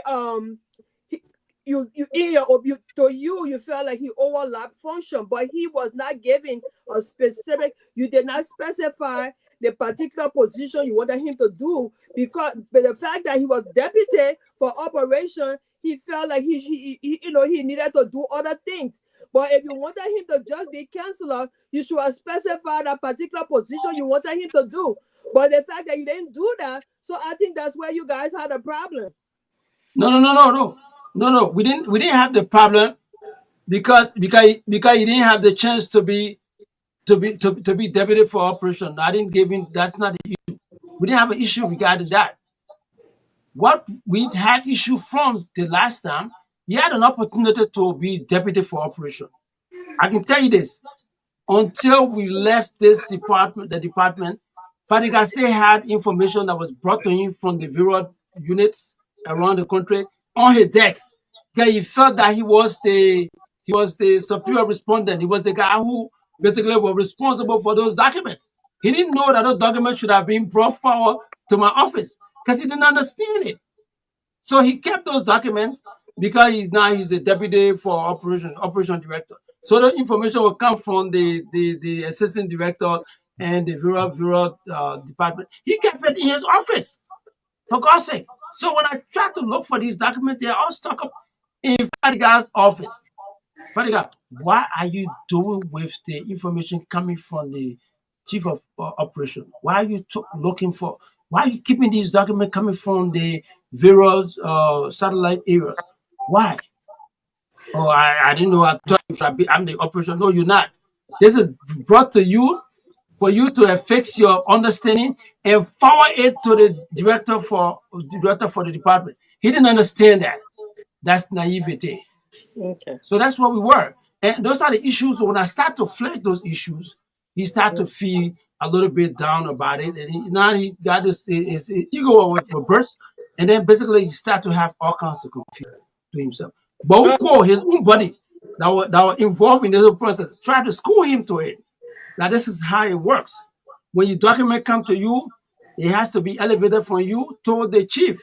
The chief is the one that's supposed to add his own understanding to onward transmission to the Minister of Justice, and then to also certify the UNODC criteria for statistical review.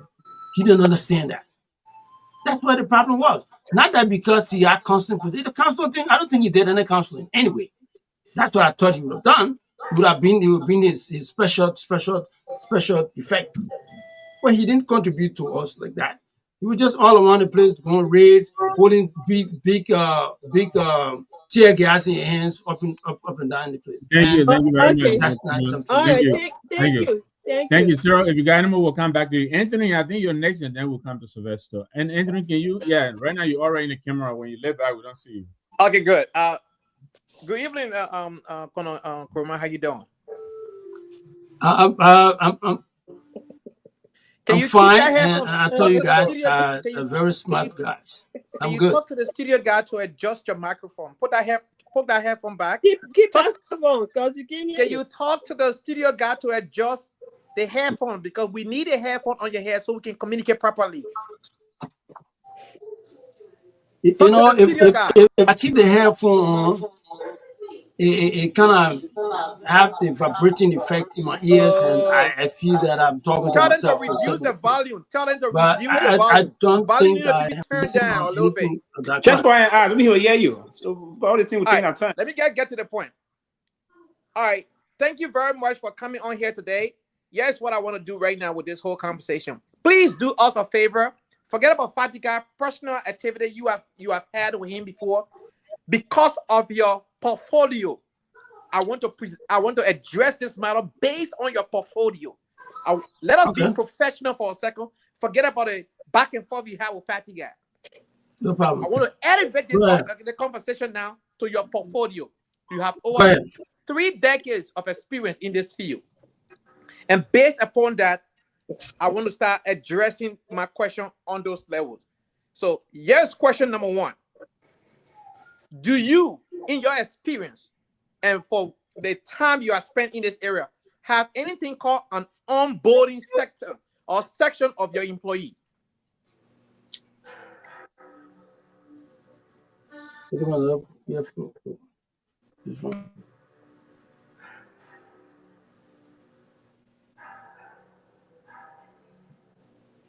Is that one much better? Yeah, a little bit. Yeah, okay. What are you saying? Go ahead. Good. So, because of your portfolio, because of your experience, what mechanism do you have in place to onboard new hires, somebody who come into the agency newly? What a program you have to acclimate them into the system? All right. You know, this missile will do all about the service.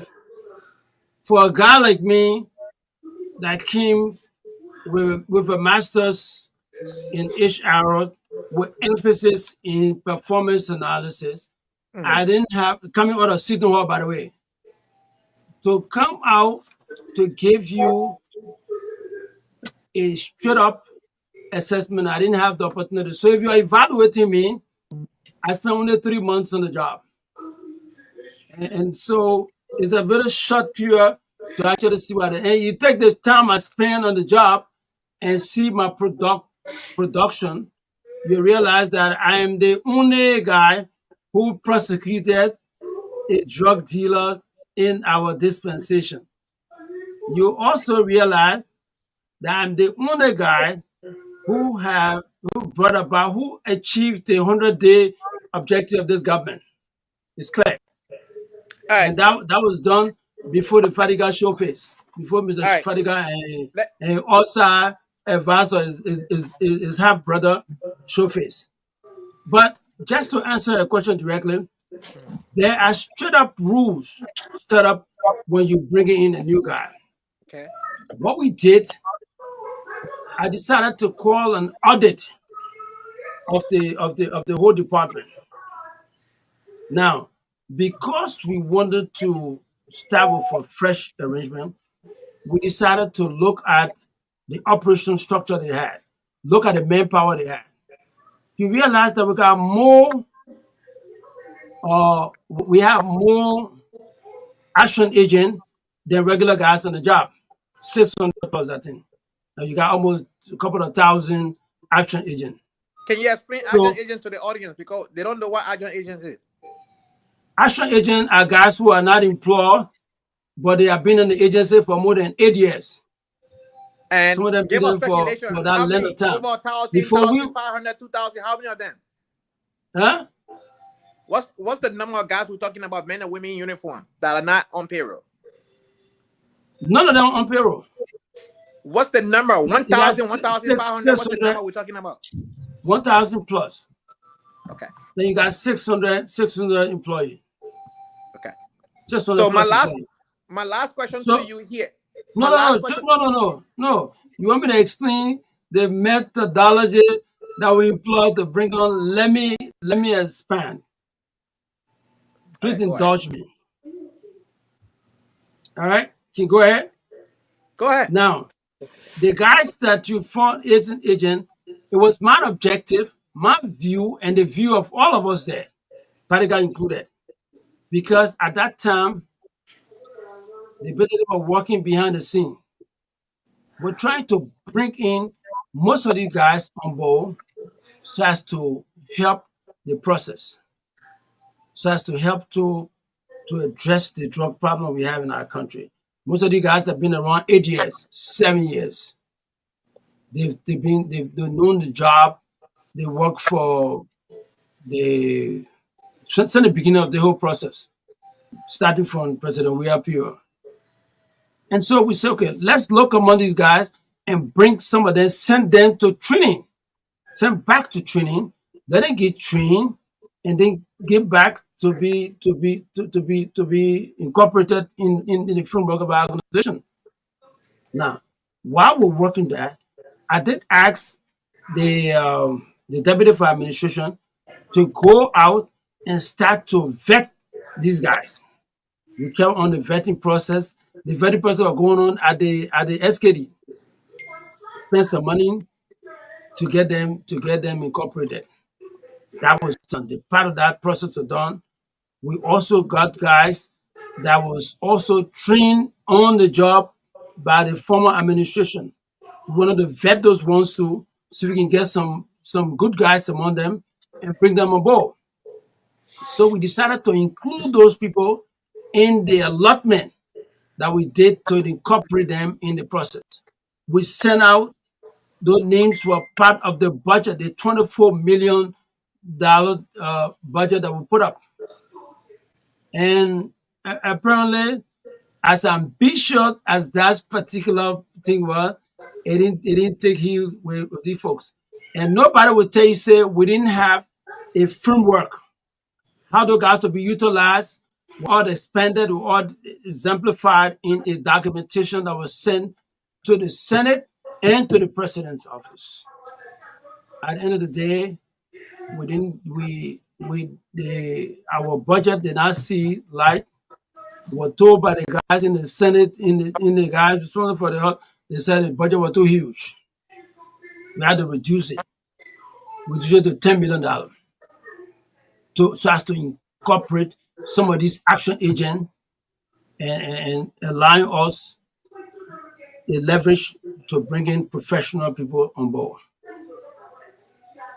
As a result, while doing all of that, I still had to fight the importation of drugs in our country and then to also address the local distribution of drugs in our country. We decided to widen the processes at that level. Mind you, Mr. Fadiga was nowhere around.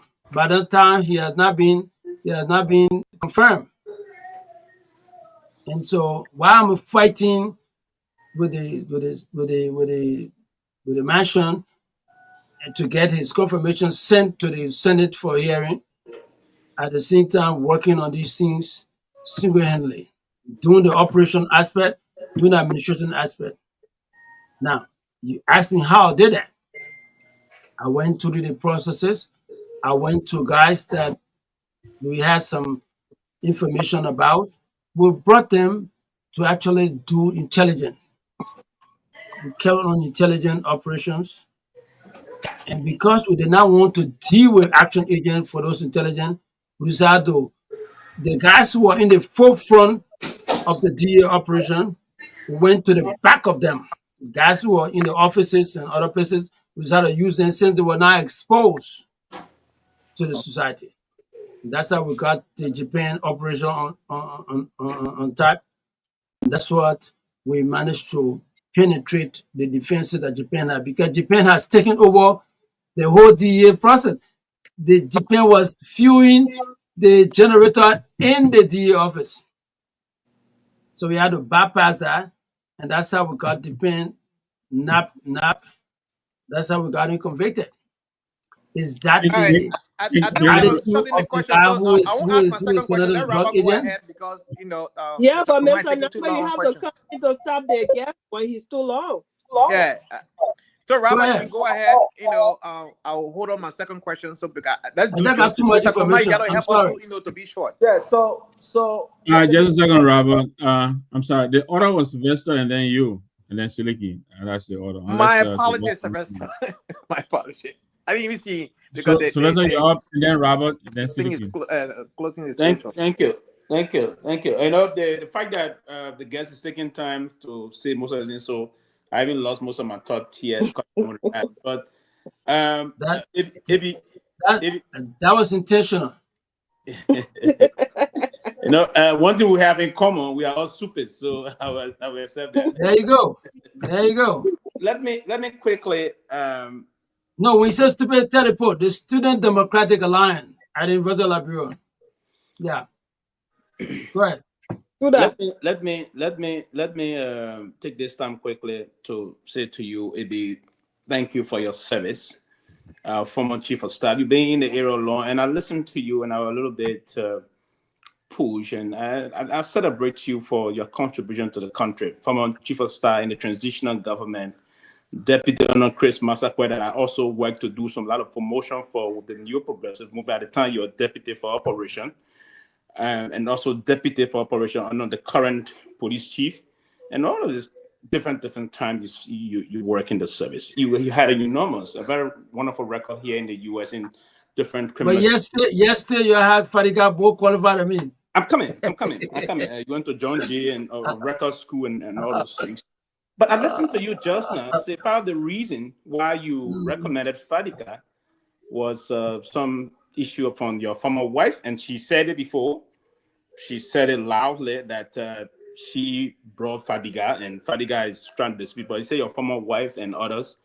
That's part of the reason why you recommended him. You didn't recommend him now, and now you're saying that he's not a competent person. But let me ask you this question quickly: was it your calling to have those people appointed? Was it an agreement between you? Because Article 54 of the Constitution of Liberia, the appointing power is holistically with the president. Was it the calling from the president that you personally recommend your deputies? That you personally chief, that you personally recommend your deputies before, because there's this call also from their end that you didn't do that, and you saying you brought them in. And bringing someone in, did you critically triage his credential in terms of seeing his competence to come and perform? If the president gave you that authority to recommend, to say, okay, you're going to recommend your son, but was it according to do the recommendation, or it was just something that you pressure up and other people supported? Was it that you personally told the president, or the president actually said, hey, you're going to recommend your deputies? Did that happen? Yes.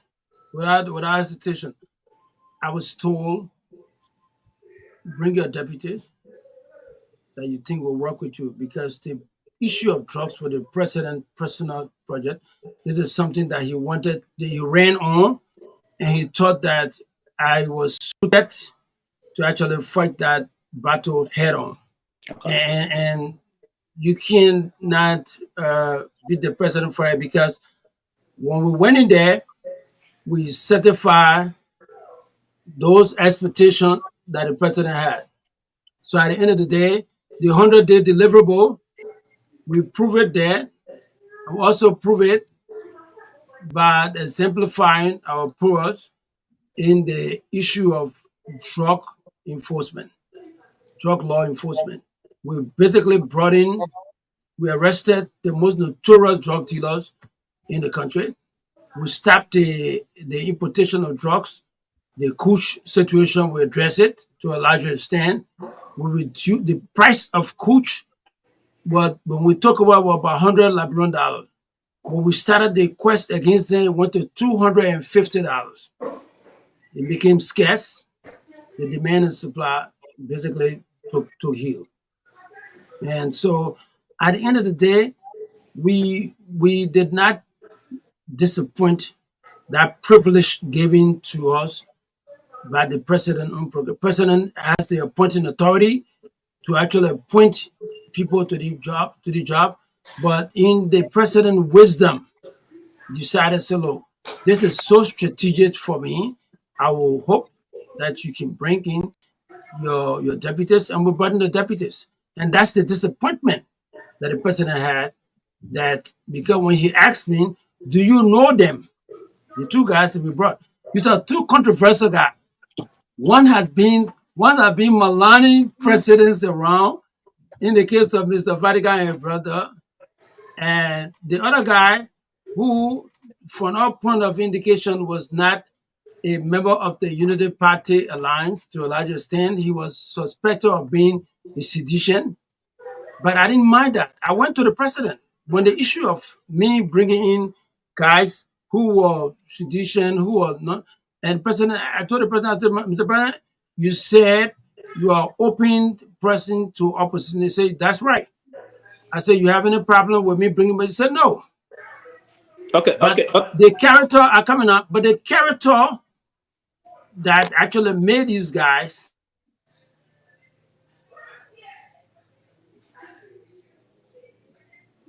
I think it's frozen.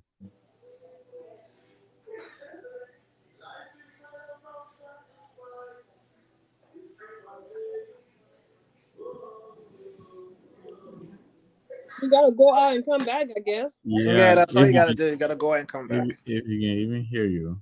What the labor in the studio? Do you guys have a direct contact to the studio agent?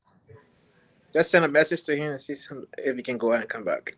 And also, guys, I hope that you guys don't allow AB to run away. I don't think he will run, because I need to engage him. The answers are very long. We need to stop that. I mean, it's almost 7 o'clock. His responses are extremely unnecessary. But it has to do with the moderator. The moderator will have to. But Rob, you unfair to the man. When I run away, you have some technical problems. And Robert, you're next after Sylvester. You got that with you. Robert, we're not buying the best story. Even when you telling him to make it short, he's insisting on making it long. Because what I saw there is that there was no process in place to onboard new hire. There was no clear SOP in place as to the standard operation of the area. What is your target? Quickly, he doesn't. These are presidential appointees. Don't have that process. You got to know this first and foremost. They are presidential appointees. There's no plans to onboard them. No. The president. So Liberia doesn't have onboarding. You have. Listen to me. Even the presidential, the president appoint directly take instruction from the president, and they work at his will and pleasure. Now you will onboard folks that are having what we call structural position within the entity. Civil servants, for instance. Those are people you will, but not those that are appointed by the president. My question to you here is, Mr. Pewee, say you have had privilege to work with the government. Yeah, but let me ask you this question now. Say you have privilege to work with the government. So my question to you here is, Mr. Pewee, say you have. I say you have had privilege to work with the government, not this particular government, but in government. I'm hearing you. Go ahead. There's something echoing now. Go ahead. Okay, good. Now, my question here is that if the president point that you don't have direct direction or the president, but that got to be some kind of working environment structure as to how function are delivered, right? What I see here is that there was no coordination between them. Oh yeah, There was not, I agree. there was not a proper coordination No, between them. Anthony. In fairness, I had that impression too. But if you follow this the developments at the LDA, look, it was way beyond him. I mean, Fadiga had gone to the Minister of Justice. You understand me? I know what you're saying. It was his responsibility as the first among equals to establish that camaraderie, that cordiality. He tried. But I think the guys have gone way. Fadiga has gone to the mansion. He had gone to. I think he had gone to the legislature. He has gone to the justice minister. So the atmosphere just got toxic. But let me get said this right, Mr. Nangwe, Mr. Pewee, if we come in. Let me get said this, Mr. Nangwe. With his accolade, right? With the level of exposure you have had in senior level positions, you set the tone. Yeah. You set the tone. Now, my next question to him, maybe Raul, you may take this question if you have the opportunity. What was the method of communication? Was it verbal? Was it via email? Was it via written documents? I mean, I want to know what was the structure there, because right now it's his word against Fatiga's word. But if there was Fatiga was just here yesterday, communication, you could say on such and such day, I wrote you and I said X, Y, and Z. On such and such day, I said X, Y, and Z. Yeah, are the paper trail. I mean, we don't see the structural exposure that you have had from different agencies, senior government level positions. Where is the maturity? For me, and that was going to be my next question, because Baruko worked with him also at the Liberia National Police. Just a second, Sylvester. I don't know if you guys are getting the chat, but Chief Tomalin is saying there's a storm in Liberia. The guys might not be able to stay on. So Raul saying, yeah, but see what I was saying? No, but he didn't run away. He didn't run away, Raul. The man, come on. No, but Raul, Raul, you're going to be frustrated because the way they bet we gotta effort to answer one question. We gotta restructure this thing where when guests come on. Yeah, we gotta. Hold on, guys. We have to restructure this thing where when guests come on, because I mean we knew there's a storm, this rainy season in Liberia. When you have the folks share, let everyone be able to at least engage. But you can't have all these long responses and we just let this guy free flow. This is not a courtroom. This is an interview where you have limited time to ask questions. I agree with you on that. You know, yeah. No, now he's gone. But when he started the first time, we don't know. When he started the first time, I said it from the beginning. I said at least that he said somebody stole him, but he just went on. And honestly, we have spoken on women against that long. Even the father one with the appetite the father get bored. The appetite go away. At least the maximum of 2 minutes guests will respond maximum. 2 minutes max. Yeah. That's why interaction, and that should be the basis before this program starts. Tell the guests this is going to be interactive and this and that. And anyway, Raul, you said it, but I don't think he ran away. But according to maybe it's just something we want to refer as. But Raul, you can make your point, even though he's not here. I think I won't make the point, Sarah, because I wanted to specifically make the point to Ebi Kloma while looking at it. Okay. I think you're going to come back. Listen, I'm back. Yeah. Okay, I'm back, Mr. Robert. I'm gonna mute myself. Robert, I didn't run away. I'm right here. Okay, great. Okay, we had a storm in Liberia. The rain there interrupted, so I might not show video. I will show audio. Okay, so Robert, just for your information. So listen, I want to address Robert, and I see somebody over there looking at Fadiga. No, let me address the issue. Robert, I want you to understand one thing. Robert, I am strong enough to interact and counteract any kind of situation coming from you or anybody else. There's no reason with my education experience, there's no way intellectual discourse I would escape in any way, shape, or form. Bro, I want you to know that. So there's no way I will run from what? I will give you an expose, a situation that transpired here. Yes, I was a little lengthy. I understand. But to say that I will run away from intellectual discourse, you got the wrong guy, bro. Absolutely. The wrong guy. Yeah, we don't understand that. There's no way I run from you or anybody else. Let's get to the conversation. I'm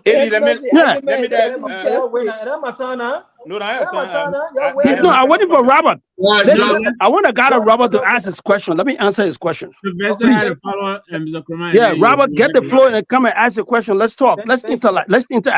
Mr. Kroma, Let's see what you got. One at a time. Now let's give one person chance. Yeah, let me Be a little bit brief so that we can understand. Yeah, I think AB is going to be brief now, and my next question is going to be AB going to be brief. But AB before Raul can come in, so we can hear this wonderful BP question and the answers that we anticipate. Yeah.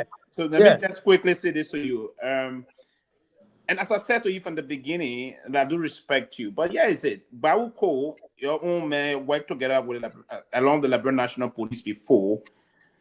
There's this altercation that unfolded that was very embarrassing that led to the president commissioning an investigation that eventually led to the dismissal of 3 of you guys. Mm-hmm. How come Bawuko, on the other end, that I believe that is very qualified, also a professor of criminal justice, and Fatiga from the both sides, your 2 deputies that will go against you at the same time? Is there anything that the public should know that the both men, your 2 deputies, were not in one accord with you that led to the unfortunate situation in your office? Well, Chief. Yeah. It's not war. We're saying Fatiga was problematic. Fatiga problematic. I agree with that, but why is it also that Bawuko joined the line? Something. If you say Fatiga is problematic, then I don't know what you say. That's what you say. What you say about? No, I can tell you this clearly. Yes. I can tell you this clearly. Bawuko was one of my recommendations as well. It was suggested by journalists. It was suggested by guys from the police department. I didn't work with Bawuko.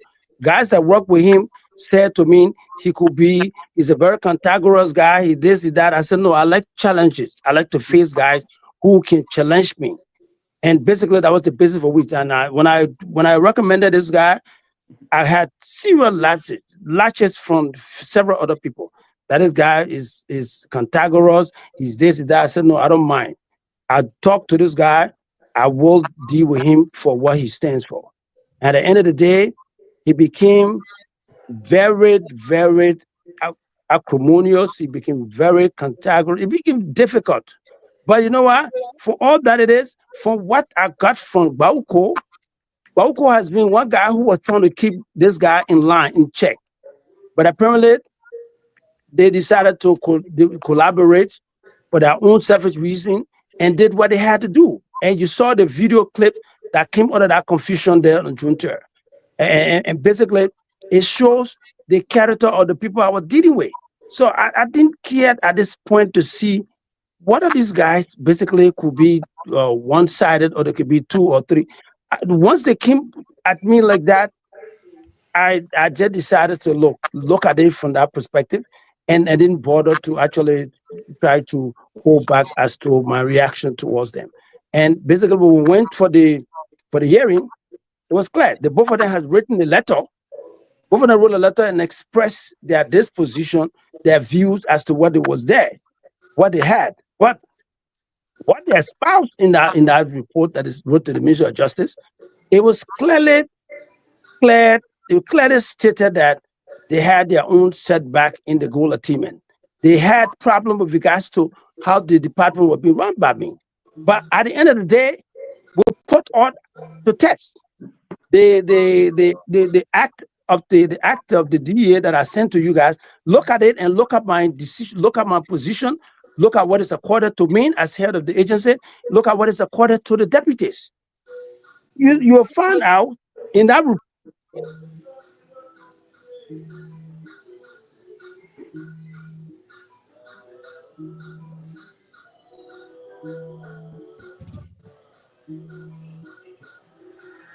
Okay, we lost him again. Yeah, the weather is bad there, so. It's the storm. There's a heavy storm in Liberia, the chair. No, somebody calling his phone. Yeah, I think that might be it. Yeah. Robert, you don't want to cause the storm.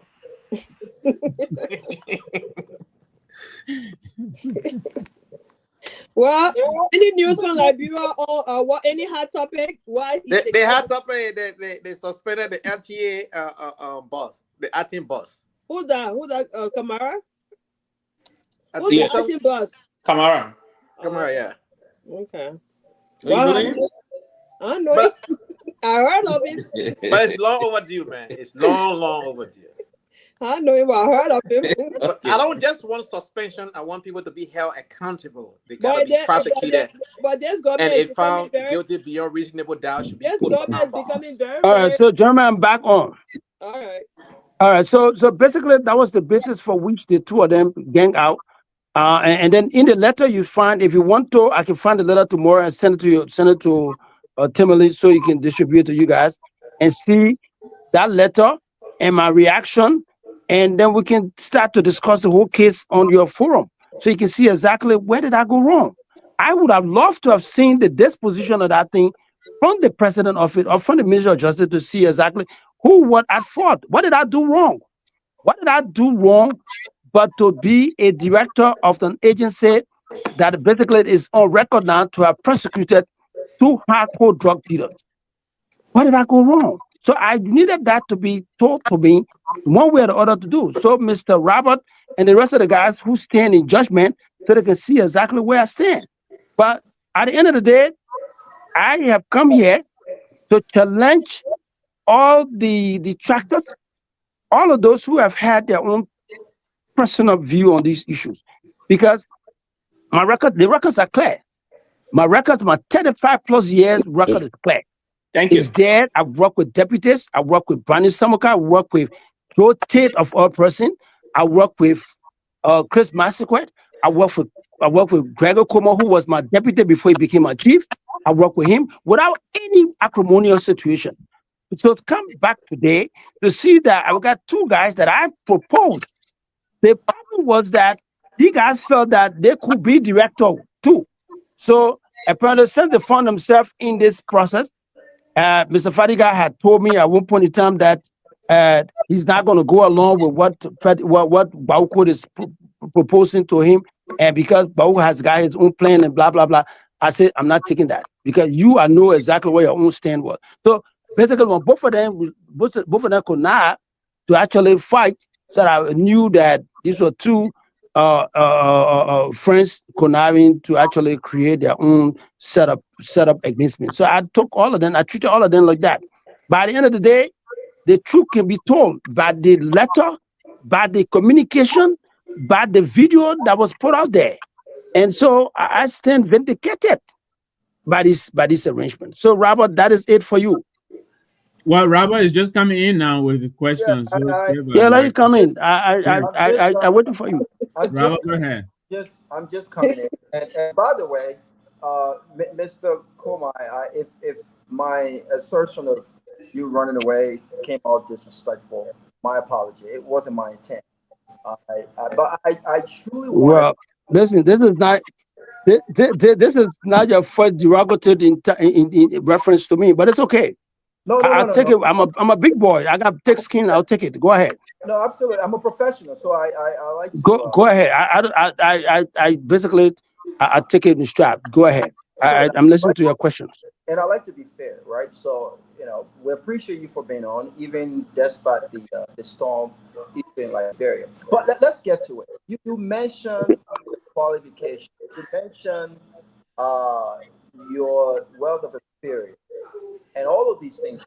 But I had trouble reconciling all of these things you mentioned when you've made recommendations of candidates that obviously and clearly you don't know, right? And recommendations are not just made because they have to be made. Professional recommendations are a testament of a candidate's skill, both hard skills, technical abilities, and soft skills, right? A person's experience, education, and all of these things.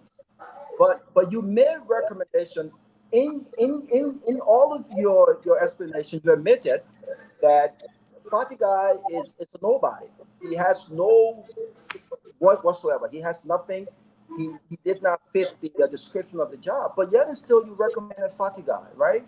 And so I think this is something that I think it brings to question your own qualification and your own thought process when you're recommending people. Where is the question? Where's the question? Give me a second now, my friend. Give me a second. Yeah. We regurgitating what you did before, but go ahead, give me the question, bro. Don't interrupt me now. Let's have a all right. conversation. I had to mention that I think you should stop. It does not do you any good to talk about recommendations because your recommendations were clearly not of your own understanding because clearly they didn't match what you expected of them. But What's the question, sir? Let's talk about your record. You were dismissed by Ellen Johnson Sirleaf in 2015, I believe, 2015, 2016. And rehired by her. And I was rehired by her. You were rehired by her, and we demanded the president to explain why she dismissed you and why she rehired you. We have not gotten an explanation.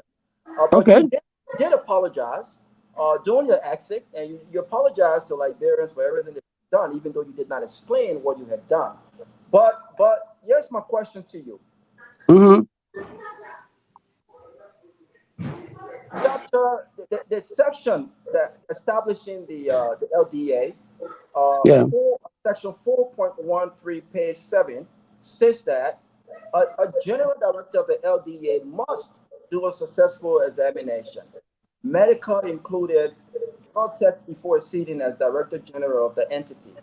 The general director must have been dismissed from the LDA or any statutory security agency by any substantive reason, must have a clean record and should not be facing any criminal charges or subject to any investigation of war crimes, crimes against humanity, and any crime that violate international human rights. Now, there have been speculation about your involvement with Ulimo K.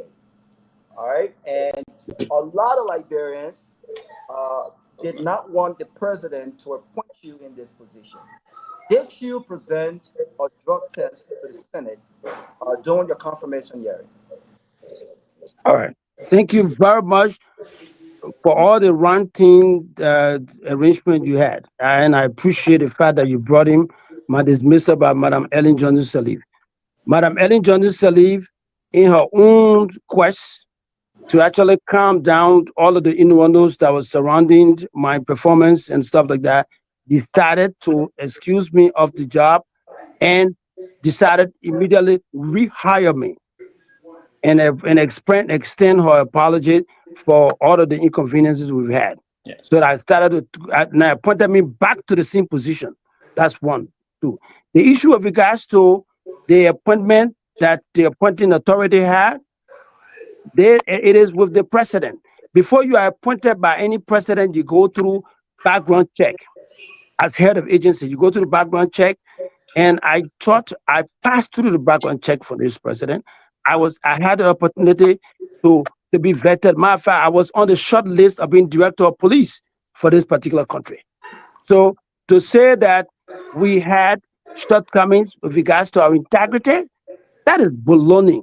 Because whatever innuendos you hear about my involvement with Ulimo K or Ulimo J or Ulimo R, that's besides the point. That's bullshit.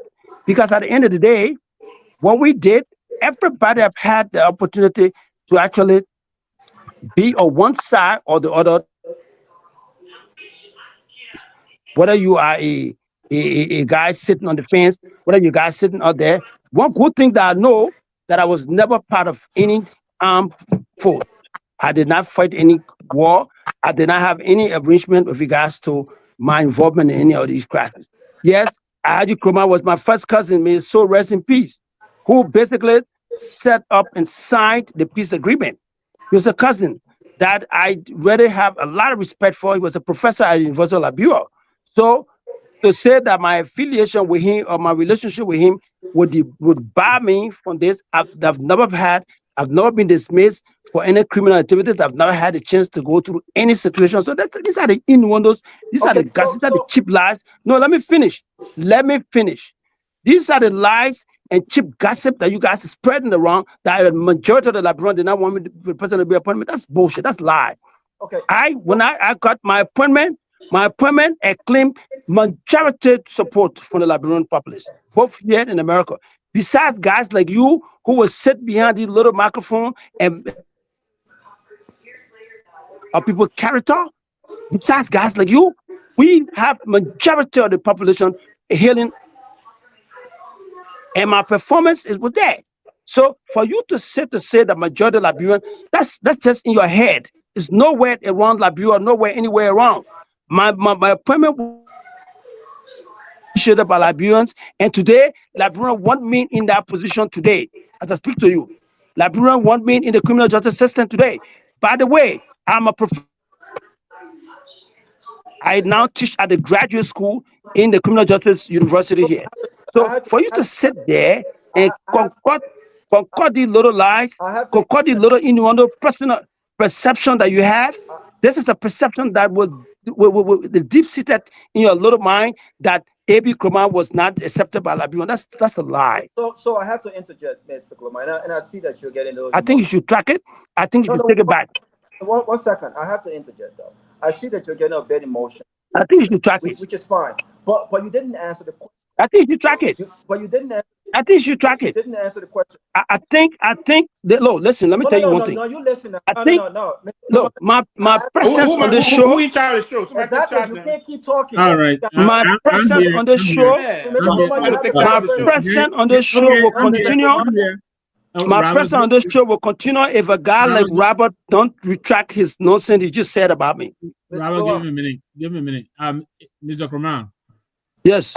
Yeah, you have spoken to the issue that Robert raised, but he has a right to raise the question. You ask him to retract it, he can choose to do so or not to do so. But I think we have to move on with the show. So what does that mean? Let him follow all of his questions. I don't. Because the only question in Mr. Robert's statement there came to the last two statements he made. Sir, can I ask the question, please? I came here to answer questions, not to be lectured by your perception. That's not what I came here for. Okay, so go ahead. Let him pose the question, and then you address. Go ahead, pose the question. Sir, so let the young man pose the question. Move on. We gotta move on. But listen, guys. Some of the last question, move on. Guys, wait 1 second, guys. 1 second. Mr. Nkrumah just had more than 8 minutes to rant and express emotions based on a simple question I actually did not answer. That's nonsense. Question: whether or not you took a drug test. Was a drug test presented during your hearing at the Senate as per the yes that created the drug test? Listen. All right, let me answer the question. Let me answer it. 1 second, sir. 1 second. Take a break. 1 second. Go ahead. I respect you to answer the question. I give you time to talk. Let me answer the question. Let me answer the question. And if it's a yes, is it okay if you could make that drug test public? Of course, I can make that drug published. Of course, I can do that. I can do that in a heartbeat. And let me tell you one thing. Let me tell you what else I did. Let him answer you. Let me tell you answer. Let him answer you. Let me tell you what I did besides that.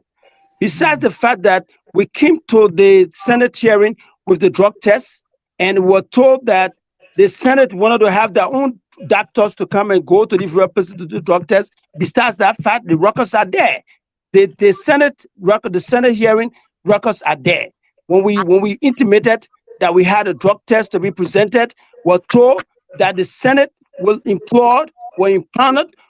have their own drug doctors to carry on the drug test. That was what it was. And then after that, I encouraged the drug testing of all of the government officials, including the president.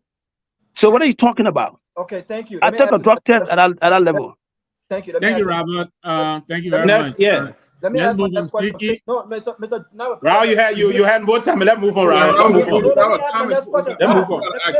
Let me ask my question. Yeah, because you drag your question to the extent that it was more than 2 minutes.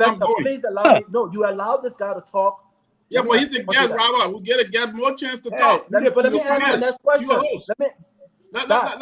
Let me ask my next question. You have to allow Robert to talk. You have to allow Robert to give a question. Go ahead with your question, Robert. Go ahead. Robert. Thank you. Go ahead. Mr. Nkrumah, let me ask my next question. By the way, you were dismissed by Ellen Jones Salih for shooting and running over motorcyclists. That's bullshit. That's bullshit. That's bullshit. But do you know a gentleman by the name of Sensei Nkrumah?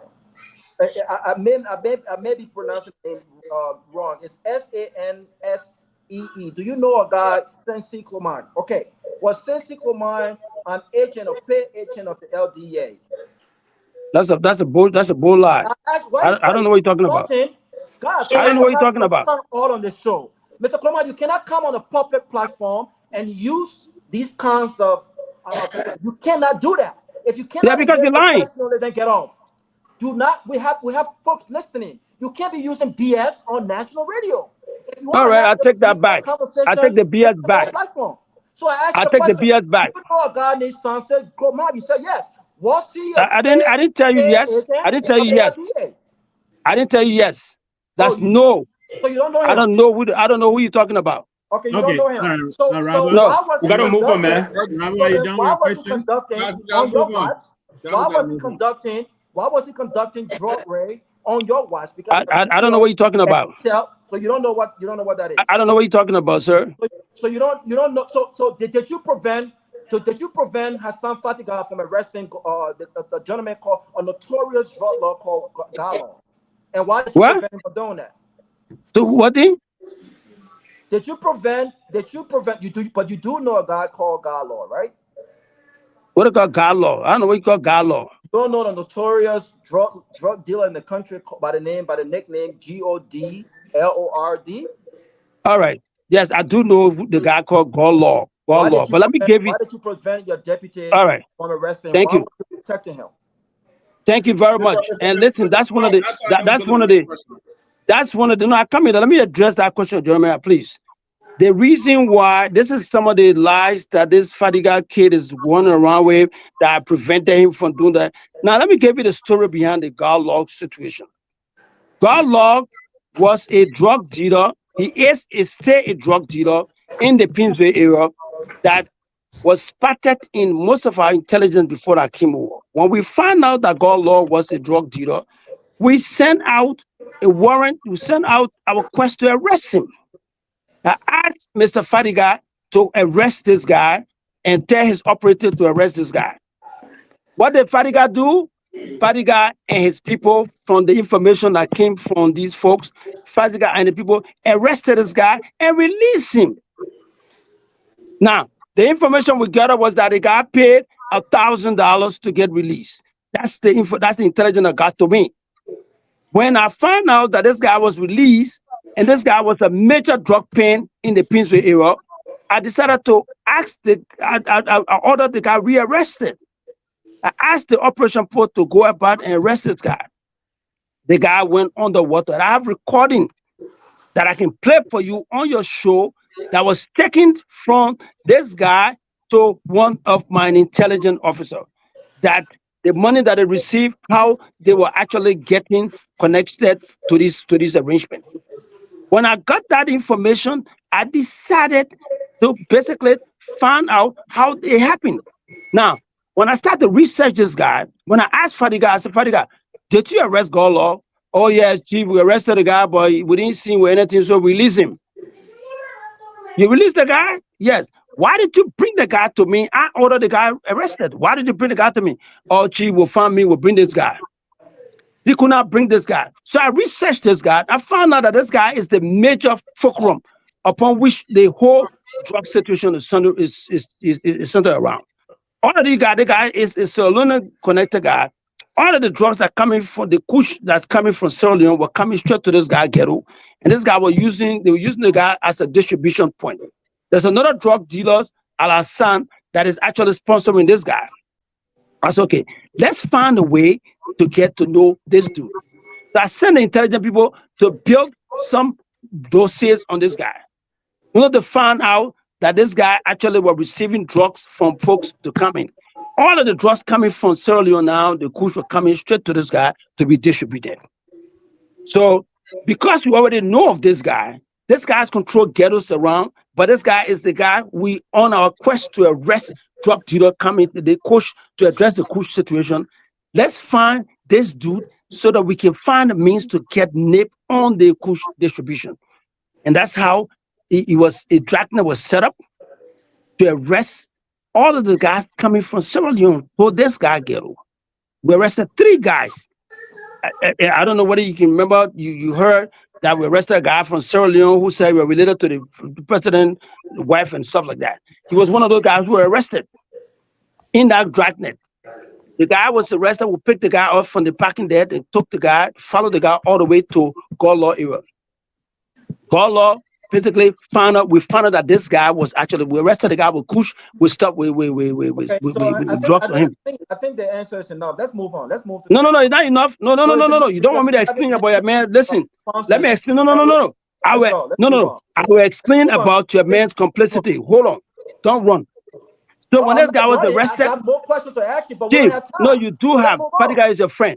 That's why you putting all these innuendos out. Listen, oh man, you will listen.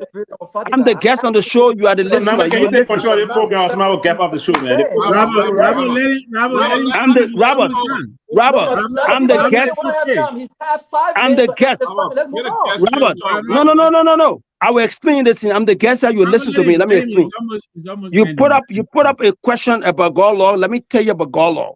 So basically, this guy was arrested and taken. This Solano guy, all the Solano guy were arrested, all of them, brought up to the police station. I mean, to the DA office. Prosecuted this guy, put the guy up. We decided, made a department decision to use Gongloe now, because eventually Gongloe is, we now know exactly where he lived, we know everything. We'll use Gongloe to stopping all of these guys off the street. And through that means we arrested most of the guys from the Solano drug trade.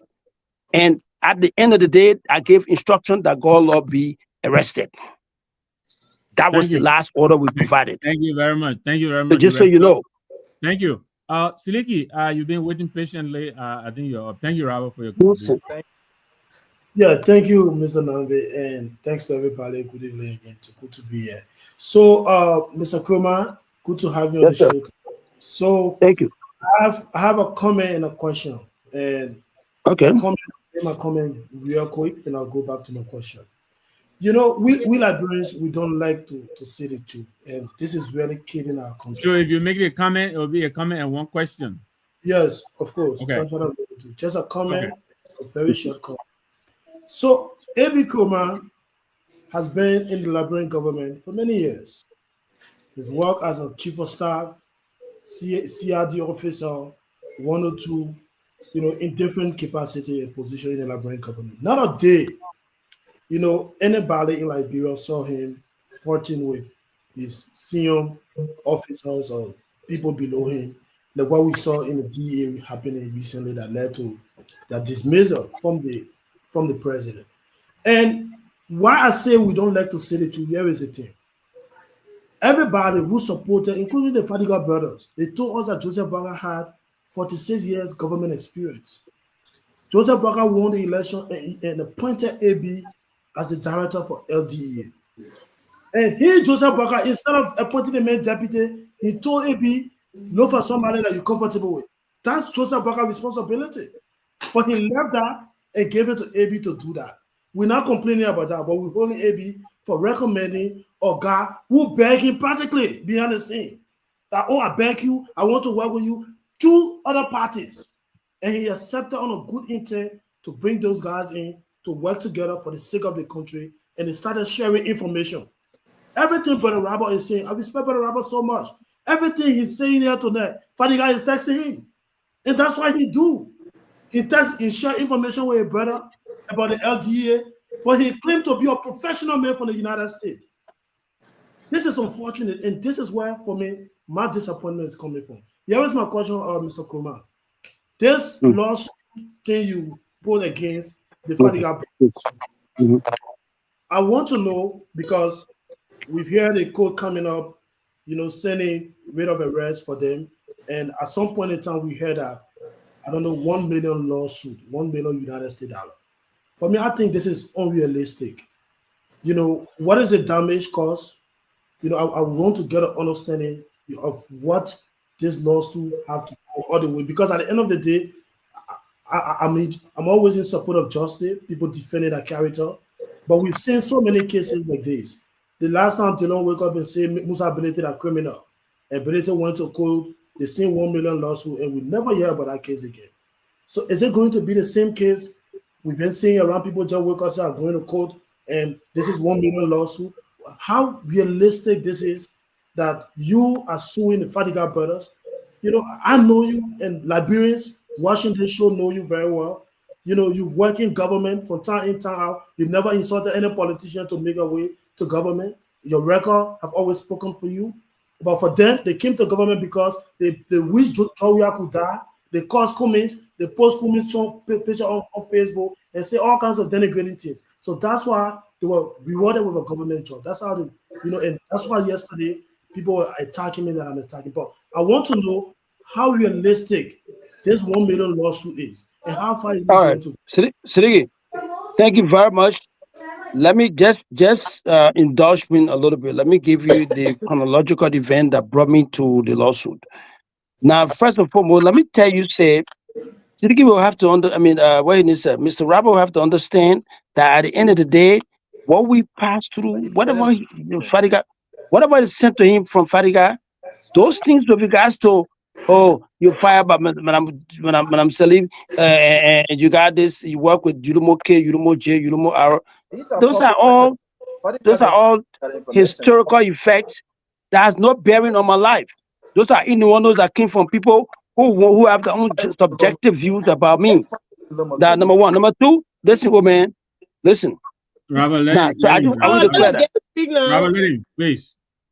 I want to make that clear to you that look, Yeah, Mr. nothing. Kumar, just speak to Siliki. So I think the you done issue with with regard to the lawsuit, after we had the altercation at the DA office, the malice at forethought, the perception, the views that this brother had with regards to my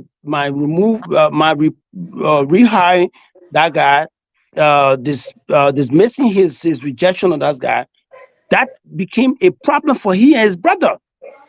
And then it became a test of their resolve.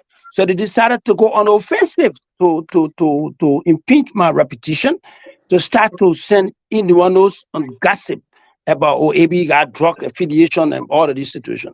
Now, when you said that to me, at the end of the day, you have to prove it. That is the country of law, bro. You can't say that and go with impunity. He said it to several others, and nobody took him for granted. The issue of Musa Belete and a lawsuit, Musa knows what transpired, what they did. Even though Musa is from Nimba County, I'm from Nimba, but in Nimba, the part of Nimba I'm from, when we go to lawsuit, we don't stop lawsuit, we go to the logical conclusion. I am going to now I got new SQ Republican on them. The other guy that here already, the enforcement starts tomorrow. Now, he has already signed the court cost. His brother here have already signed the court cost. When you do that on our jurisprudence, you already accepted the ruling that came from the court. I sent all of that to you guys. You have it in your mailbox. If you have not had it, read it. It's there. So that was the basis for which we went after this guy to us to give him some understanding of how we felt. He damaged my reputation. I am a businessman.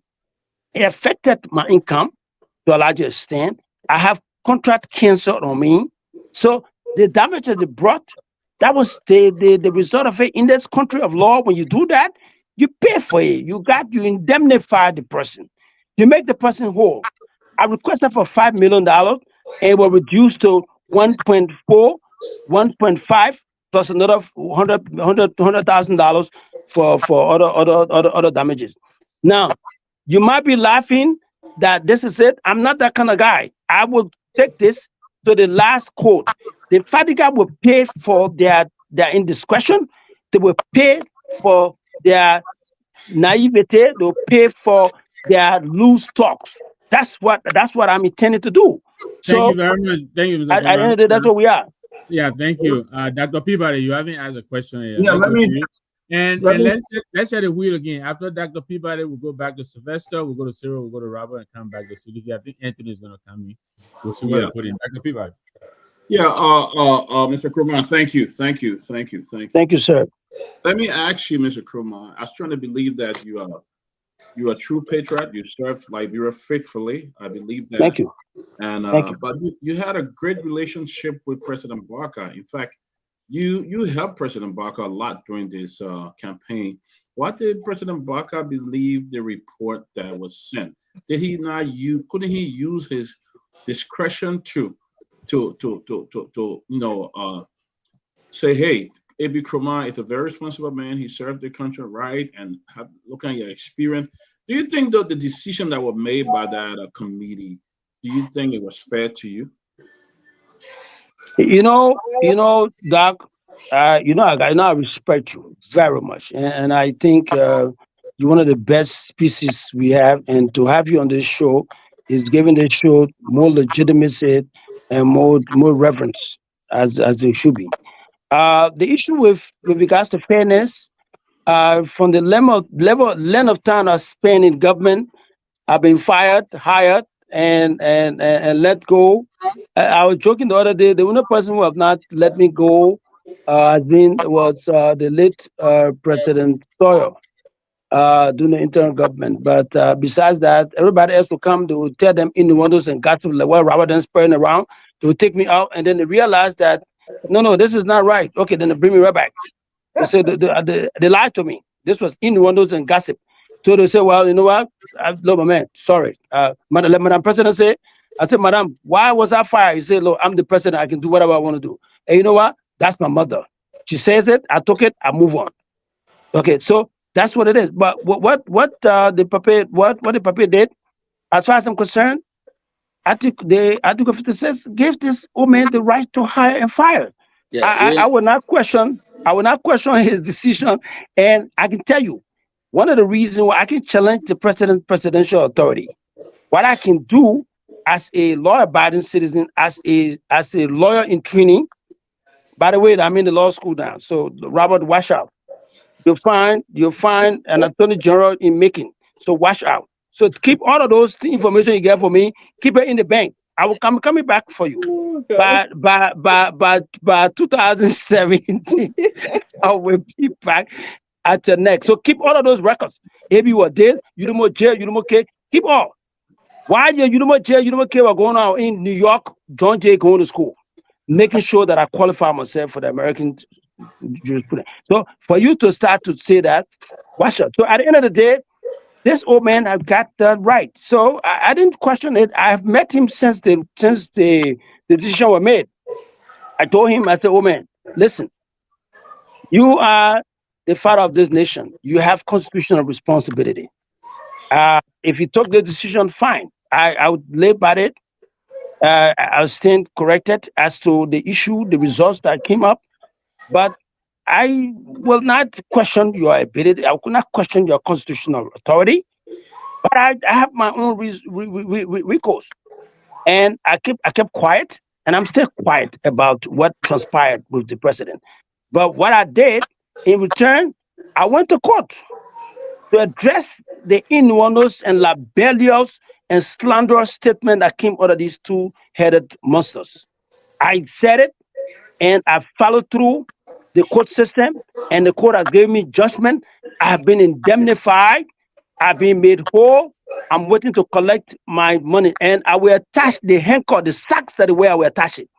Take it from me. Take it from the guy from Gompa City, Nima County, who were actually read in Conway. Yeah, I know what you know, Conway. My uncle used to make 2 farms, one to go to court and one to feed the family. So that's where you are. I'm the guy who will actually do that. Let the father God brace themselves for a fight in the court system. I've already won a judgment. I got a judgment for them. I got no escrow Republican for them. They will face that. I have a judgment that they've already signed on. They will have to pay my money. That money comes in, I will give it to any 1 cent. If I get 2 cents from them, I will give it to my council, and I give some to the group of 77. Thank you, Mr. Kromah. Dr. Pewee, Thank you. Let me ask you my final question. Yes, sir. With the DA, I know you had a heart for that place. I know you wanted to do that. What did you regret more? Leaving. What was your regret when it came to DA and the drug situation in your country? Well, thank you very much. What I regretted and what I'm regretting is the fact that I could not continue to help Liberians that have been affected by drugs in our country. I could not continue that fight because I know I have the tenacity, I have the guts, I have the experience. By the way, I was a drug fighter when I was director of CID. I impounded the ADC Airlines when I was director of CID in this country. I did that. I went to Nigeria and fought drugs with the NDLA in Nigeria. Arrested drugs at the Murtala Mohammed Airport. That's what I did. So coming back to be appointed as director of DEA was not some mistake. I fought and brought about that process. So not to finish up the job, to see that the fight is what it is now, I would have provided more than what I could to actually contribute towards the fight. And I'm not going to tell you that the Liberian government has lost the war. That's baloney. I can tell you this war can be won. We can win it with a concerted effort on every one of us. Thank you. Thank you, Dr. Peabody. Go. Yeah. All right, gentlemen and lady, we're about to start the round. Avi and I reserve my questions because I'm moderating in place of Tomalin. But let me ask you this. You know, I really have some tough questions, but then you come on here and you tell us you're a fellow pirate from the Sudan Hall University right here, South Orange Avenue, East Orange, New Jersey. You just made me wait. Yeah, but let me ask you this. And I know you addressed this several ways, but I just can't help myself. You recommended your deputies. I heard you say you vouched for Fadiga and the guys. They came on board. You couldn't contain them. At the end of the day, we lost you, a professional. We lost Fadiga, a professional. By Fadiga declaration, we lost the war on drugs. This is an all-around loss. This is a big loss for Liberia. Don't you feel that this is a failure in judgment on your part as a professional? The president relied on your judgment. He gave you the free hand to bring in your own personnel, and at the end of the day, you couldn't contain that. We lost everything, and now we are losing Liberians on a daily basis. According to Fadiga, 1 in every 5 Liberians, that's about 20%, or 1 million Liberians right now are victims of drugs. I want you to really and address this matter. We'll go around. Chief, Philip Powell, let me just tell you one thing. This guy, I can't stop. This guy is amazing. He took a UN documentation about a projection that was made for Liberia. This guy, I can't. It's comical. Then so you take that. This 1 million we're talking about. You're telling us we shouldn't worry too much about it. Baloney. He just took that particular thing that came from the UN calculation in a couple of years. If step is not taken, there will be this percentage of Liberian on drugs. That's what he's taking out to be his current situation to defend his outright libelious lying decision that Liberia has filled the wall on drugs. No, that's not what it is. But to answer your question directly, Chief, again, the reason I was not outraged, the reason I felt I took serious responsibility. Yes, with lack of judgment. I'm not infallible. With all of what I've acquired in life, to address and recommend guys who I thought would have helped, and to come up with the result that we came up with. The reason why, if you saw the video, the reason why I was sublime, I was sitting down in my chair and not reacting to Fadiga nonsense he was doing with gun in my office when I said that nobody bring gun in my office. The reason why I did not react, because of my commitment to this country, the commitment to the president. I did not react. I didn't want to jump the gun to do anything. All I told him, if you watch that video, was that, look, you have to behave. You are out of line. And apparently he didn't understand where I was. And then he started to charge at me. And he said he was being killed. No, nobody will kill you. They were just disciplining you. They took the gun from you. You didn't even know somebody took gun from your pocket, from your shop. He said, who took my gun? Thank you, Mr. And the gun was taken out. And we'll leave it there. And to make it clear, I didn't say you lacked judgment. I just said it was a lapse in judgment. But I will pass it on to Sylvester. And because I know they're all waiting here, I'm sure you'll have time to address and you know what? I agree with you. There was lapse in judgment. And the judgmental aspect of it was something that today I regret. And if I had to do it again, it will be completely different. Thank you. Clearly. Thank you, Sylvester. At this time, we're making it one question each, guys. We go with for me, on the student, I don't really have a question now. Moving on, I don't have a question for this stage. But let me say this. I can recall, and some part of what Raul was saying about the last portion of the segment of the caution about motorcyclists, as he said, that were fire and roll on. I can recall at the time, very active with the Neo Progressive. I was one of those that even called on President Sirleaf to launch an investigation into this matter. And quite frankly, and after the investigation, we were privileged to meet with the president, and this same thing came out. Wow, Madam President, did you reinstate the police chief, the deputy police chief? The investigation showed, because the motorcyclist himself was defiant and was running away from the people coming in. He was now fired. There was no gun from the report. There was no gun discharge, and again, it's part of the record that we were very proactive in that case. And I wouldn't be on this show and allow anyone insinuate basically that they heard that someone was fired. There was actually from the report nothing whatsoever. It was part of the reason Madam Sirleaf reinstated the then deputy chief of operations. And even before that, there were a lot of calls that came, and our witnesses that gave their account to this situation, the narration was different from what that was initially. So are you insinuating that the president prematurely dismissed? Yes, the president took the action against dismissed AB Command? Yeah, the president took the action from AB, and I'm sure, and I said it on the basis of sentiment. The president was a little bit, and these are things that unfortunately the way the media reported the case. Exactly. The way the media reported the case and the way the guy thought the president will actually move to take action.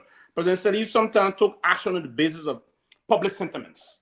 And the sentiment was too high on this, and the media went about it. You know, Liberia, again, that's why sometimes we take our time. Liberia, again, is a country that we don't investigate, we come with perception. Most of the time, most of our assertion can be to the contrary, can be wrong, actually. And this report, and it was part of what we should ask ourselves, why the president went and reinstated him in the same position. In the same position. To be frank, as I said, I respect him a lot.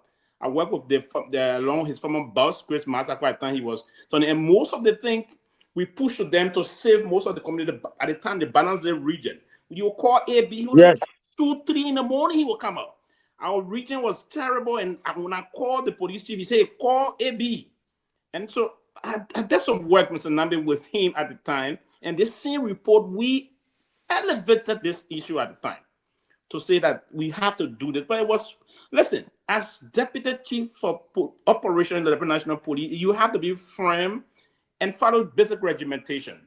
And I don't think he went outside the regimented area of discipline line in terms of those things. So, and I told you why, so not ask a question to that, to really speak to that on his behalf. Thank you, I just want to clarify the issue. Thank you very much.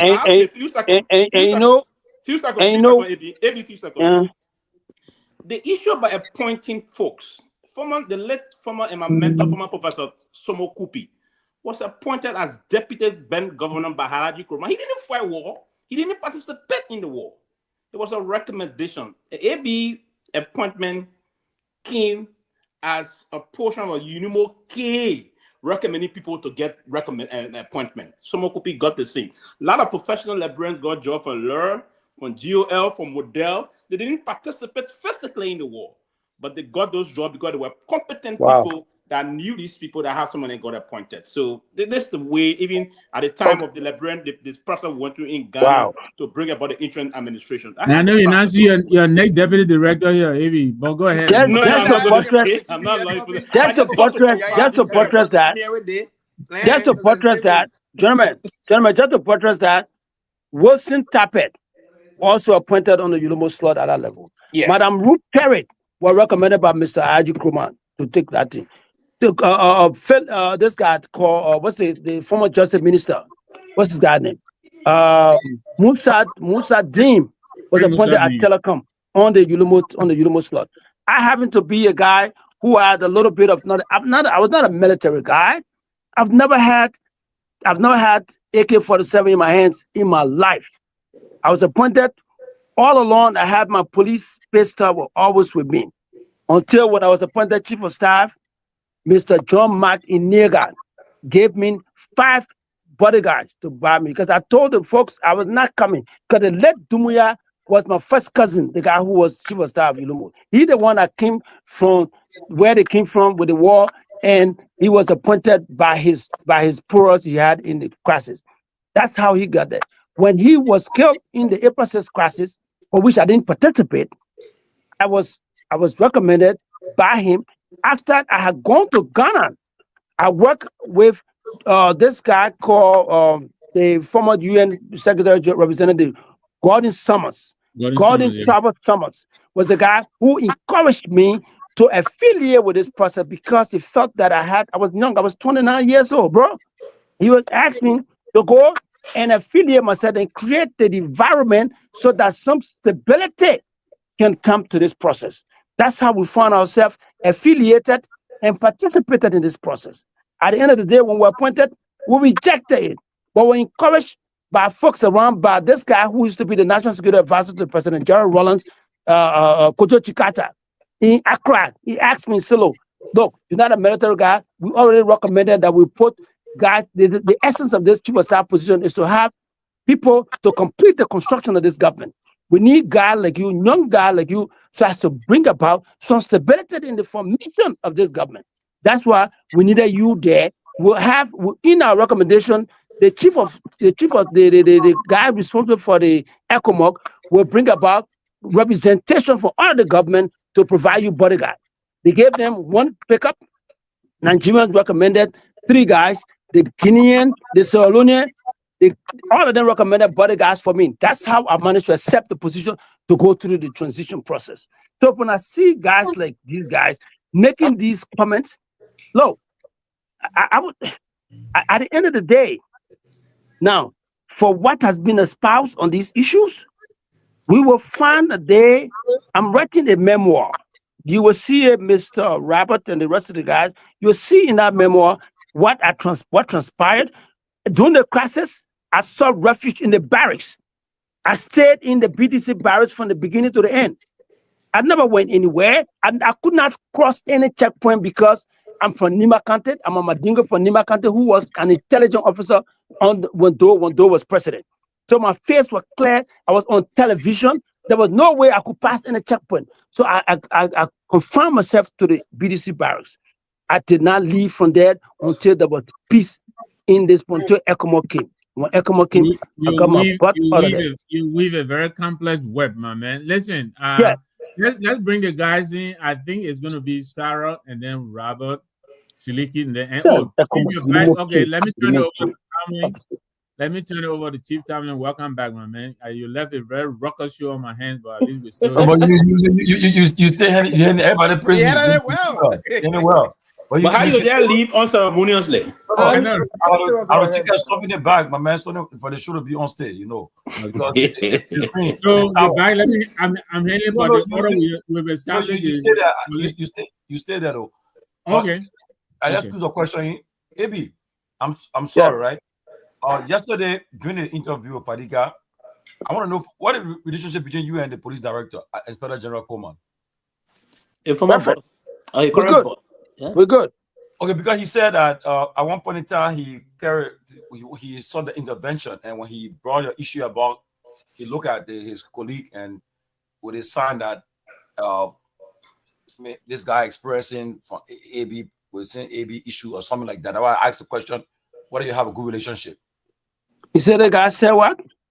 He said when he took he saw the intervention. Okay, they were having problem at LDA where you were having problems. So he saw the intervention. When he brought it to their attention, when he brought the name up, then he looked at each other with that gesture, you know, as if to say they're aware, but what he told them they already know. So I asked, what's the relationship between you and Garguah? You see, that's some of the satire. That's some of the innuendo that this young guy will carry on to convince a guy like you to impugn the reputation of a guy like Garguah Coleman. Garguah Coleman worked for me when I was chief of operations, worked as my deputy. Garguah Coleman knows me better than anybody else. I can be sleeping, to wake him up, he knows exactly what I'm going to do the next day, what I'm going to do. He knows that very well. He knows exactly when it comes to operation, that's my cup of tea. He knows exactly what I'm capable of doing, what I'm not capable of doing. So to come and drag Gregor Como into it and put me at odds with Gregor, that's just baloney. That's just making sure that you inject something that has no fish in any of these things. But I can tell you this though. This young guy, he's done all around the place.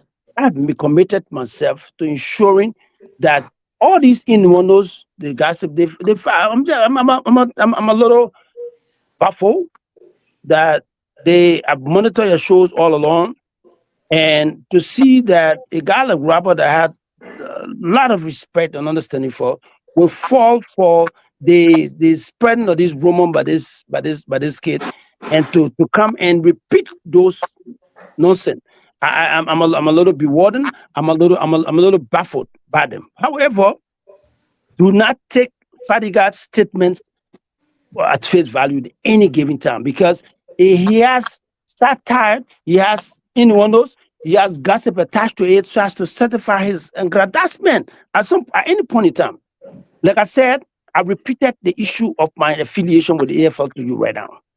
And when I was appointed with the AFL, basically what they brought I brought sanity to the process at the time. I used my little knowledge with regards to my little degree from the University of Liberia, management and sociology. I brought it to bear. I managed guys who were professional military guys who basically had just most of them had come from the war. I managed them, and we brought about stability to the process. Can I ask my last question before I go back? Yeah, go ahead. Yeah. Okay. Let's go to thought. My train of thought. Go ahead, sir. Drink a glass of water. They may get lost in there. Go ahead. But the question I want to ask is, God. Drink a glass of water. Come back. Yeah, Tomalin, let's go ahead. You think about it. Come back. Drink some water, Chief. We'll come back to you. Let's take a water. Anytime you can come in, Ms. Well, Gabo. All right, Mr. Croman. Oh, I'm sorry. I got it now. Okay. Yeah. Do you have confidence? Because I was told that, we all followed what happened at the LDA, right, from the start. And they were brought to the attention of the President, Chief Minister of State, Ambassador Grace Bay, the National Security Advisor, the political advisor to the President, Mandela Cooper, the Minister of Justice, Twe.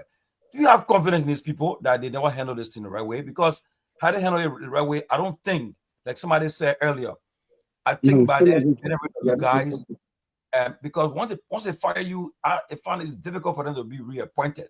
With all the trainings you guys got and your service to the country, now the president fired you guys. Now there's a problem. He's still on, right? Yeah. He's now people are concerned that by doing so, I think the country is at a loss. Do you have confidence in these officials I call the Justice Minister and all these folks that? I do have. Look, listen. Yeah, my man Robert is receiving lecture from Fadiga. I see him laughing. Hey, bro. You know, Robert, go ahead, baby. I will address this. The camera cut you right now to getting your little information from Fadiga. I know you, man. Go ahead. You follow the same individuals too. Listen, it's just a satire. I'm being facetious. Don't mind me. Don't worry about it. Go ahead. Listen, the issue with the guys that made a recommendation that work for the president and the rest of it. Listen, bro. Everybody will have the opportunity when it comes to these kind of advisor role that they play. What Mandela Cooper, what all the guys did, that's what it is. And besides that, I believe in predestination, bro. I'm a guy who was gone to Arafat, who was been to Mecca, who's seen the promised land, who gone there. So I'm not baffled by people perception and the little innuendo that they gave me with regards to these things. I don't mind it. What happened to me, my contribution to the rescue team, and what happened after that, I take it in stride. I'm a big boy. I take it and I roll with it. They did what they had to do. I'm no longer there. I run 1,485 man force. That where I'm preoccupied. Well, your answer shows that I can tell that from my own training too, You're not happy. They never did justice to the country. So these people. Oh, look at the guy. Yeah. look. Well, you know what I mean, Chief. You know me. You and myself go almost 30 years, if not more. And these things, I'm not moved by these things. All right. The happiness, well, is subjective. Right now, I am contributing to a broader private security arrangement. I have one of the best contracts I can find, and I'm still a guy who supports the safety in this country. And so my happiness is actually from within my heart. Will you take a job from the president if appointed tomorrow? Will you accept a job from President Boakai if appointed back to government? You know what I mean? You know, I've been asked this question 500 times. Today will be the 501 time. And I've told them the president has the appointing authority. If you are called on by the president from the 5-point-some million people to serve, it is only a privilege. But the issue of accepting and not accepting at this level, I have said to myself, so I've always been a supporter of this president. I'll always be a supporter of presidency. I'm a security guy. I'm a law enforcement professional. Right now, I'm teaching law enforcement. So when the opportunity to reveal himself will evaluate it, we'll take the decision based upon that. Okay. But right now, I'm very happy. Thank you. Why don't we do this, guys? As we're starting the circle, it's almost midnight in Monrovia. So why don't we just work our closing into whatever comment or question we let me just do my closing because and then the director would Anthony, you're not talking me. I've been wait until they call you, Anthony. Everybody. But bring it out. That's the reason why. We'll start with our sister on set. I've been waiting patiently. So we're closing now? Yeah. When you gotta go home? Yeah. No, wait. Can is Sarah going or what? Because Sarah's going. Sylvester, you already asked your question, right? Yeah, no, but I wasn't in Sylvester time. It was Sarah and then me. Okay, Sarah, you. Robert just got information from Fadiga. He wants to put. Go ahead. The host asked me. They said, "I was in my time." Anyway, no, you just asked the man question. We're gonna use Sylvester. Sarah, then we'll go to Robert. Then we'll go ahead. Go ahead. I will listen. Let me do my closing. I want to say, Mr. Kroma. Yes, ma'am. I want to say thank you, and I also want to say thank you to my brother Robert. He has been trending very much on the show tonight, and for his level of retreat, I want to say thank you, Robert. No problem. Mr. Kroma, I want to say thank you for your service. I mean, I'm shocked for the level of experience you have had, because I don't know you. I've heard of you, but I don't really know you.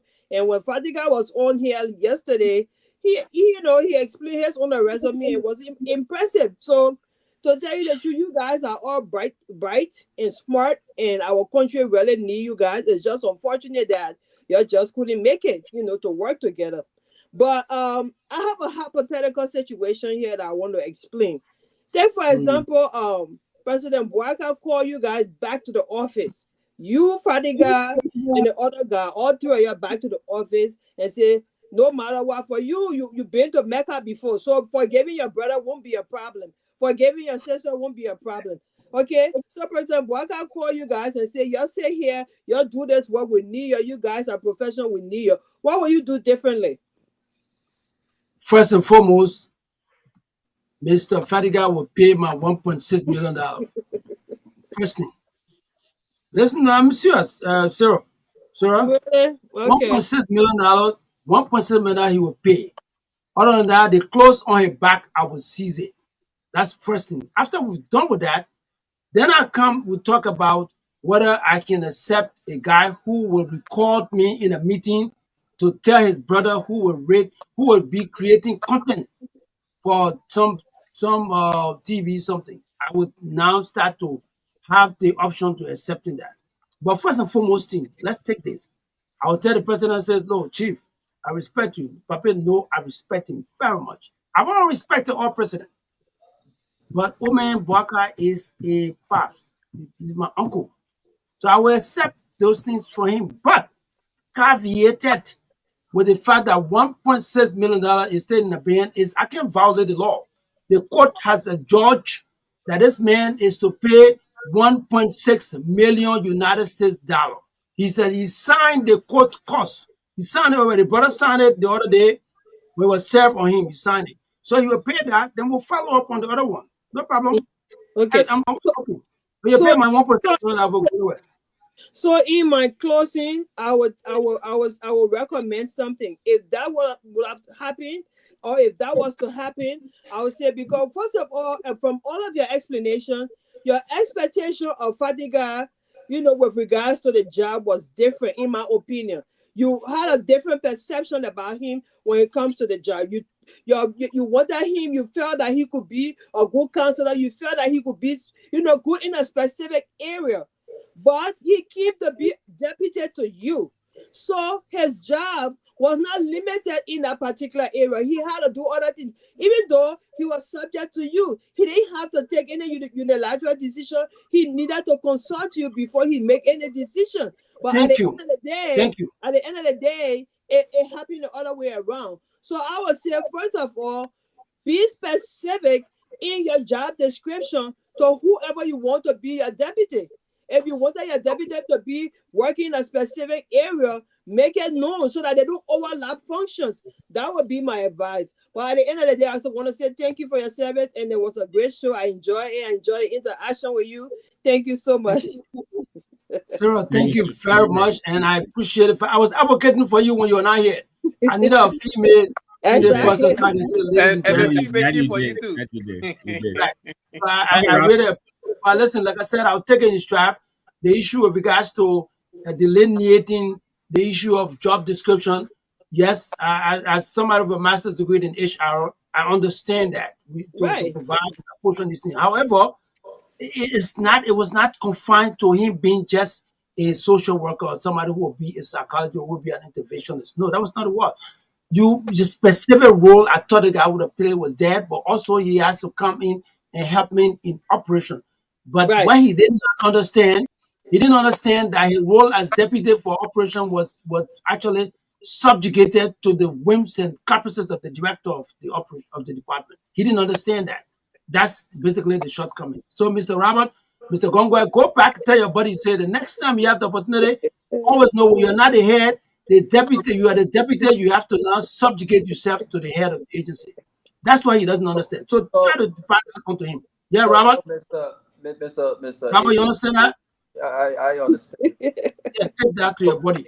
So Mr. AP, I think that anyone who knows me knows that I'm a very fiery, straight talker, and I do that with my friends. By the way, some of Joseph Waga's sons, closest friends, and I'm very, very, very critical of the president.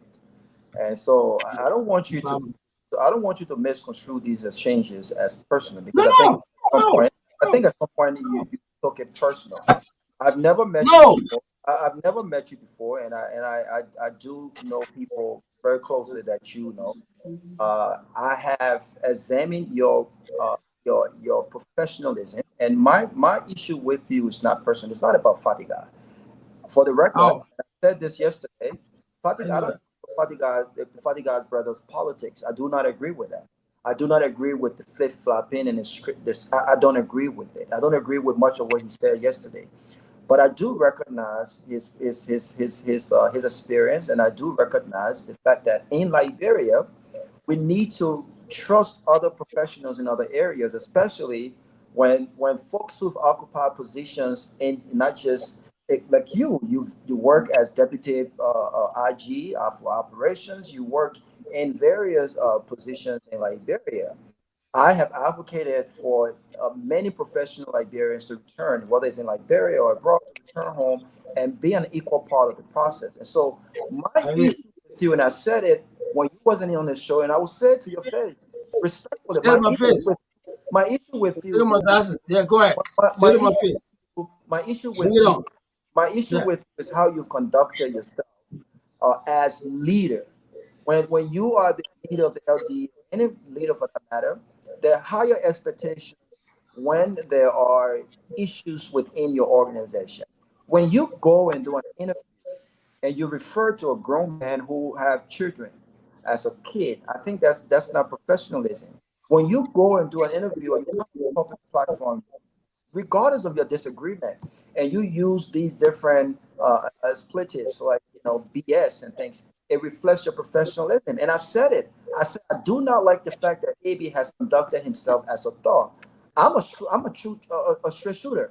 This has nothing to do with whether or not you're qualified for the position. This has nothing to do with your CV. Oh, you said Fadiga will qualify. What do you mean, though? I said based on what we need at this point. I don't think we need the same recircling of people in different positions. No, you said that. And I said don't that deny it. But you don't even know me. You don't even know my resume. You don't know what I'm made of. I don't think, but I don't think, to be fair, I don't think I have to know you to understand the roles. No, you can know my resume. You've been in positions before. I got 35 years of professional contribution to security around the world. Yeah, but so what are you talking about? But guess what? When you limit that to Liberia, if we're being honest, if you limit that to Liberia, I work in the United States. If you limit that to Liberia, I'm speaking on Liberia. I'm not talking about the 20% in the US, right? I'm speaking on Liberia. If I went back home to work in the tourism sector as a professional in tourism, if I went back home and I served 15 years and we're still having the same security issues that we are having right now, then as a professional, I think to myself, we need to try Sylvester. Sylvester probably knows something that I have not done right that he can institute. So based on that, I believe that the president made a mistake by appointing Fatiga as your deputy, because I believe that he had the zeal, he had all of the things. He may not know the ground like you do. He may not have the connection like you do. He may not know people like you do because you've been in Liberia for a long time. But I think that the opportunity was missed to bring some nuances, to bring new ideas on board.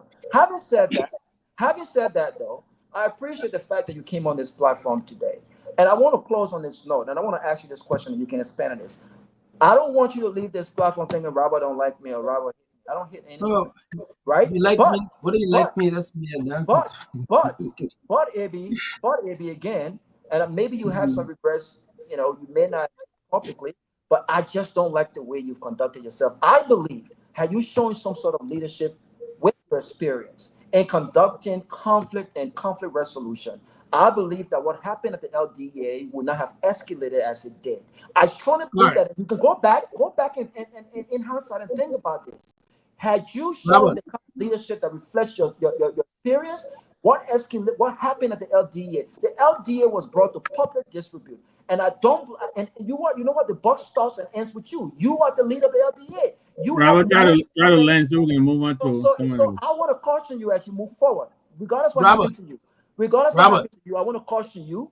Look at the way you conduct yourself and look at the way you respond to these different issues. By the way, I'm coming to Liberia. I need security. My only trouble with me getting security from the law firm, and I don't mind paying for that, right? My only trouble with that is I don't want to hire security tomorrow, and then I'm thinking about if AB's gonna come to my house, because I don't play those games. But I don't mind putting money in your pocket. But again, I think there's a lot of people respect you. A lot of people are much from you, and I don't think you exhibited that as the LDA. One last question I want to ask you: can you just take 1 minute and clarify what was the conversation like between you and this guy called Tubaba? For anyone, Siliki, I'm disappointed because for you to insinuate that's what you got on the phone. One second. For you to insinuate for AB to I was out of time, I do not have the ability to ask questions on my own that I have to receive questions from funny guy and insult to my intelligence. But can you clarify what was the conversation with you and Tubaba? Because there was a phone conversation where what was the conversation? Now you say I rented, and you renting now. You made me to forget answers but let me just let you know one thing. Like you said, I got superior respondent. I basically the ball stuck with me.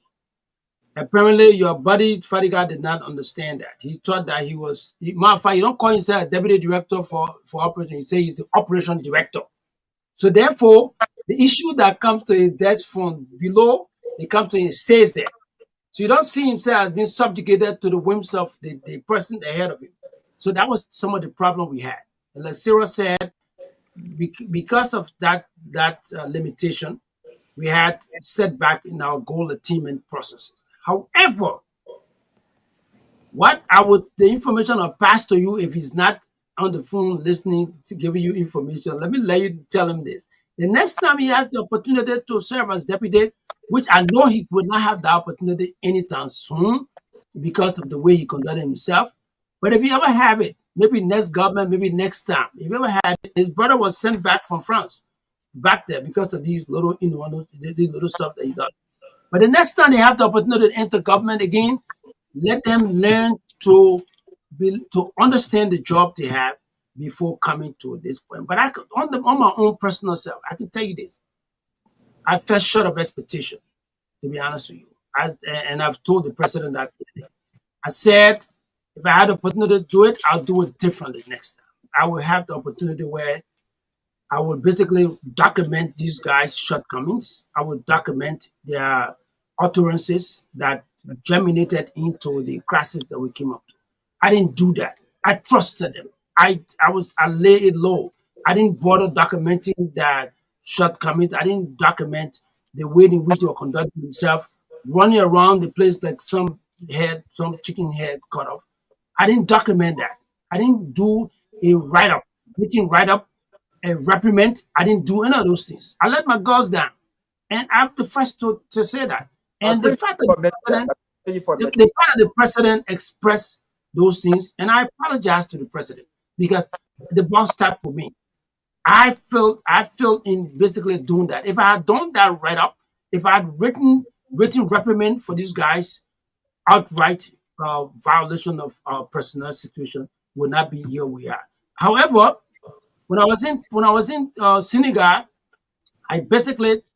I had the opportunity to report these things to the Justice Minister and the National Security Advisor in Senegal, Dakar, because we are going for this conference. However, we didn't have the opportunity to resolve it because the Monday they were supposed to call, that's somebody told us that I've reported to the Minister of Justice. They hurriedly, two of them wrote a letter to the Minister complaining that I have not lived up to expectation with regards to managing the process. And then the second part, the last part, with regards to what's the Too Sweet Baba? What the name is? Right. Baba Too Sweet. By the way, I knew the guy, but I don't know he was the Baba Too Sweet guy. So when I got the information that there was a guy here who's running around, he got a bunch of money in the car, and he's suspected of laundering money, suspected of doing things that were not legitimate. So I wanted to know who this Baba Too Sweet. Human being can be called Baba Too Sweet in this country. Let me find out where is he. So I pick up somebody give me the number as head of one of the largest intelligence departments in Liberia. I got the information, so I called him up. And I asked him, "Hello, who's this?" This is Baba Too Sweet. Baba Too Sweet. Baba Too Sweet. So I'm like, who is Baba Too Sweet? So basically, I said, well, listen, I just got your number. Can we meet? Can we have this is the friendly, this is not an arrest. I was not arresting this dude. I was just asking for a friendly conversation so as to have an opportunity to get to know him. You know what I mean? So when I did that call, apparently Baba Too Sweet realized I was A.B. Kroma. He decided to take offense and decided to do a proactive tactical retreat for better balance in our field. I mean, you might not understand all those gibberish I'm speaking, but I'm telling you that he decided to now defend himself. They said, look, I'm not coming there. I can't. And all of it. Meanwhile, he was recording those friendly conversations I had with him. It was not official. It was not somebody trying to run somebody down.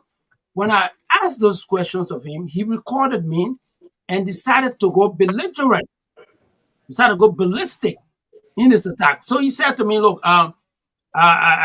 if you want to, I'm not coming. I don't come to police station. I don't come to the hotel. I said, where you want to meet? I'm gonna come to his office. I said, no, I wouldn't come there. Okay, since you wouldn't come there, can you come to the DEA office? No, I'm not coming nowhere. I'm coming there. My father, you know what I mean? I'm coming to the hotel where you are right now. Okay, come on. Thinking that I'm expecting this guy to come and have a friendly conversation just to get to know him. If he wasn't coming, it was not false. If he was not coming, look, I'm not coming anyway. That was it. That was what it was. But he took it as a means to showcase his manpower that he has with him because he print big bull around. So he wanted to showcase who he was. I said, all right. So he came there. First, he came with 4 guys. The next thing I looked, it was 10 guys. The next thing I looked, it was 20. The next thing I looked, it was 60 guys in the people hotel. I'm like, yo, why are you bringing all these people here? And apparently, he had come to showcase who he was. And listen, I'm Baba Too Sweet. I've come here. I brought my lawyer. Really? Yo, nobody is asking you to be arrested. Why are you here with a lawyer? This is just a friendly conversation I have with you. Oh, your name is Abi Kroma. So when I come here, I got to come prepared.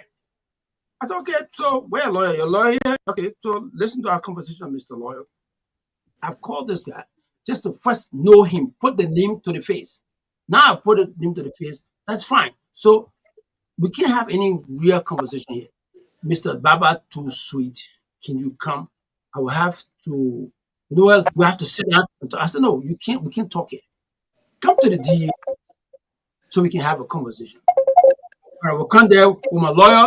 I still come with all of the legal forces you have, all of them.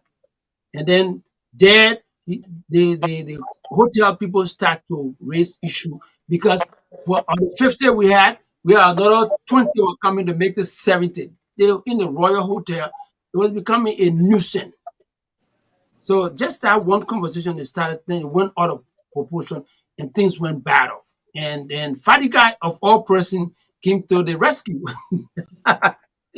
Fadiga came there with tear gas as usual and tear gas the hell of this guy in there. So Did you ask him to do it, or he just did it on his own? You were desperate for the Fadiga as well. And because you tried to show some aggressive attitude towards Fadiga, and then basically they attacked one of the Fadiga bodyguards, and then that resulted into the fracas between him and Fadiga, and the rest is history. Thank you, Chief. I know you're a security man. I know you bright night for the night, but we're trying to send you home. It's after midnight in Monrovia already. So let's keep it short quickly. Yeah, I know you're not scared, but we gotta make sure because the platform is responsible for whatever happens. We want to make sure, you know. No, I'll be all right, man. I live right at Ebitomo Road, so don't worry about me. I'll be good. All right. So Sylvester, you will go, and then we'll come back to Siliki. That Peabody, you want to say something too, right? You and Tomalin will go. I was just going to do my closing, and then. Yeah, Peabody, go ahead. Go ahead, Peabody. Go ahead. No, I just wanted to let AB know that I want to thank you for all you do for your work in the security sector. I know it was an unfortunate situation. You know, you had a heart to really reform that DEA and didn't work. The Friday card, I know him from place to place, making derogatory statement about people. I remember a statement that he made about us on Spoon that when Stanton got arrested, that the FBI should take all of us. I remember he saying nonsense about Mr. Cummings and his son, you know, calling him by name. And so I was surprised that you didn't do a good vetting. This dude, they just all over the place saying nonsense just to fit in, and it was disgraceful. But I hope you will continue to give service to your country. Thank you. Thank you, Dr. Peabody. You don't want me to ask my question? Thank you very much. Wait, Rob, how many questions you got now? Are we still asking questions? We're closing. No, we're closing. I step on Fadiga corn, so the guy want to respond. Go ahead, Robert. No, I'm done. That's no, yeah, I think Robert. Sylvester, you got a closing comment. Yeah, Robert, when you come to farming, we need to talk. When you come to look for me. Thank you. I think you might resting first before you talk. You're a good guy. He's just gotten misinformation for a body Fadiga, but it's okay. You're good. You're nice. We'll be good. I'll take you to a lunch to Royal. When you come back. I will stay. Basically, believe that we can muster the courage to tackle this menace or this monster, this drugs situation in the country. I still believe we can win the war. I did not support Ambassador Boakai, my own traditional uncle, in the past elections. But I will hope and wish his government well in terms of tackling this very dangerous monster that is creeping into our society. Because every community in the country, we have this situation of some ghetto around. That's this problem. But I will always, and I can say this time to time, for almost 10, 12 to 15 years, I have known AB. He's one person that is very able. And he's competent also, to be very frank here. The level of interaction we had before be based on professionalism. We had this mutual understanding of professionalism, and it was mutually intelligible in terms of our movement and other things. So his role he played and moving on. But one thing I want to say is that many of the time folks will come from here and just move into the society and say they will blow their credentials, some credentials they don't even have. And when they are placed into a professional area, and these are people that have been recklessly and carelessly attacking other people, very wonderful credentials, and then themselves, they lose. Nothing you have to see there. Lose whatsoever. These are things that sometimes, I sit and I just wonder as to how the country is moving on. You have people will come, they don't want to be measured in terms of what they say about someone. And Lofa Julius said it. He said one would take 1 million years to build their reputation, but it takes one stupid fool. One stupid fool. Yeah, Lofa Julius said it. So yeah, one stupid fool to come and do other things. But maybe what I would say to you, and remain the way you do your job, keep committed, at least part of security firm that's doing good in the country. Continue to help the country, and I will hope that you will set a center for peace and security studies in the country, aside from what you do, and we all can make some of pursuing area in the security sector also, and Liberia as a region, we can also help to contribute to United. Now that the country is even on the Security Council, right? Your security frame was not making some great. You can set that center and start making some historical analysis in the region that will contribute. Particularly, the emphasis should be on the just crisis, because there's a potential room for instability also in our region, right? So that you get some support from the UN, the UN United Nations system, to help the country move forward. Continue to do what you do, and those of us that know you're going to voice for you. Thank you, Sylvester. Thank you very much. Sylvester, just before you go, please. Director, yeah, wait for one or two more comments. I just want to just make my little comment with him before you leave. Sylvester has been one guy who disagree with him on so many occasions, but then we come out from that disagreement. I've gotten education. I've gotten educated, because he's a poor guy who will not bite his tongue as far as telling the truth to you. And I just want to use this forum to express my gratitude for the service you provided at the Ministry of Foreign Affairs and other places that you've actually contributed. You're not a guy who's been looking for a job. You're a guy who has been a professional, and I will consider you that all along. And I want to just appreciate you. And look, this is not my closing statement, but I appreciate this particular forum. I thought you guys were fiery. Robert, take it from me. I don't mean any harm. I just been facetious. I just been the jovial guy, just to press a button a little bit, since you thought you could press mine, so I press yours as well. And so that's what it is. Yeah. I come from a student activist background. You understand that point. I got a lot of queries online. Whether you want to start my LU, and I want to start my. I went to the William V. Start my high school, and I was a member of the Uhuru. You and I was the Uhuru folks. And I also member of the Student Unification Party, the militant wing of the Unification Party. But anyway, from the William V. High School and went to the University of Liberia as member of the Student Unification Party. Then before forming the Student Democratic Alliance. Student South. So that's where I am. And in my graduate program, at the John J. College of Criminal Justice, I was the guy who advocated for the hosting of the Liberian flag in the auditorium of the John J. College of Criminal Justice. In the war, if you're out there in Manhattan, check there what they call the J Walk at the John J. College of Criminal Justice. You'll find a sign there, and then tell the Fadigas to go to New Brunswick in the Superior Court there. Ask for a guy, this African guy who was very fiery, who was never compromised. The guy who was in the probation department was members of the investigative team, where we took information and provided information to the judge for prosecution of guys who violated. Then I became a probation officer in the family court. And that's what it is. Tell the kid to go and check. I mean, I'm sorry to call him kid at this level, but I have to do that because he has tormented grown men to subjugate them to this thing because that little Obama nonsense they did out there.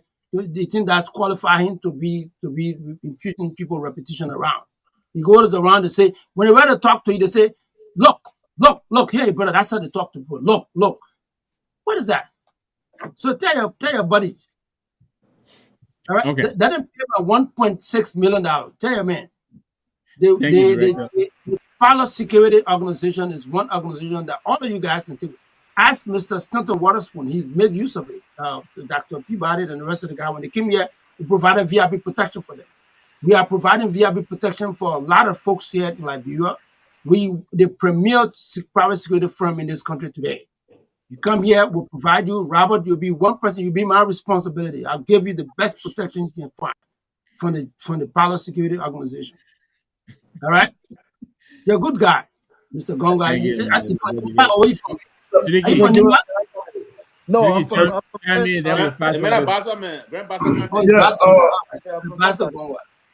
Okay, in closing, I think it's been a great show. But quickly, let me just make my last comment on this. Sarah, I hear you speaking about, I know it was a scenario. You said in a case where the president can recall both Mr. Kroma and the Fadigas to come and settle their differences. For me, I will pray that they never call the two of them back. And here is why.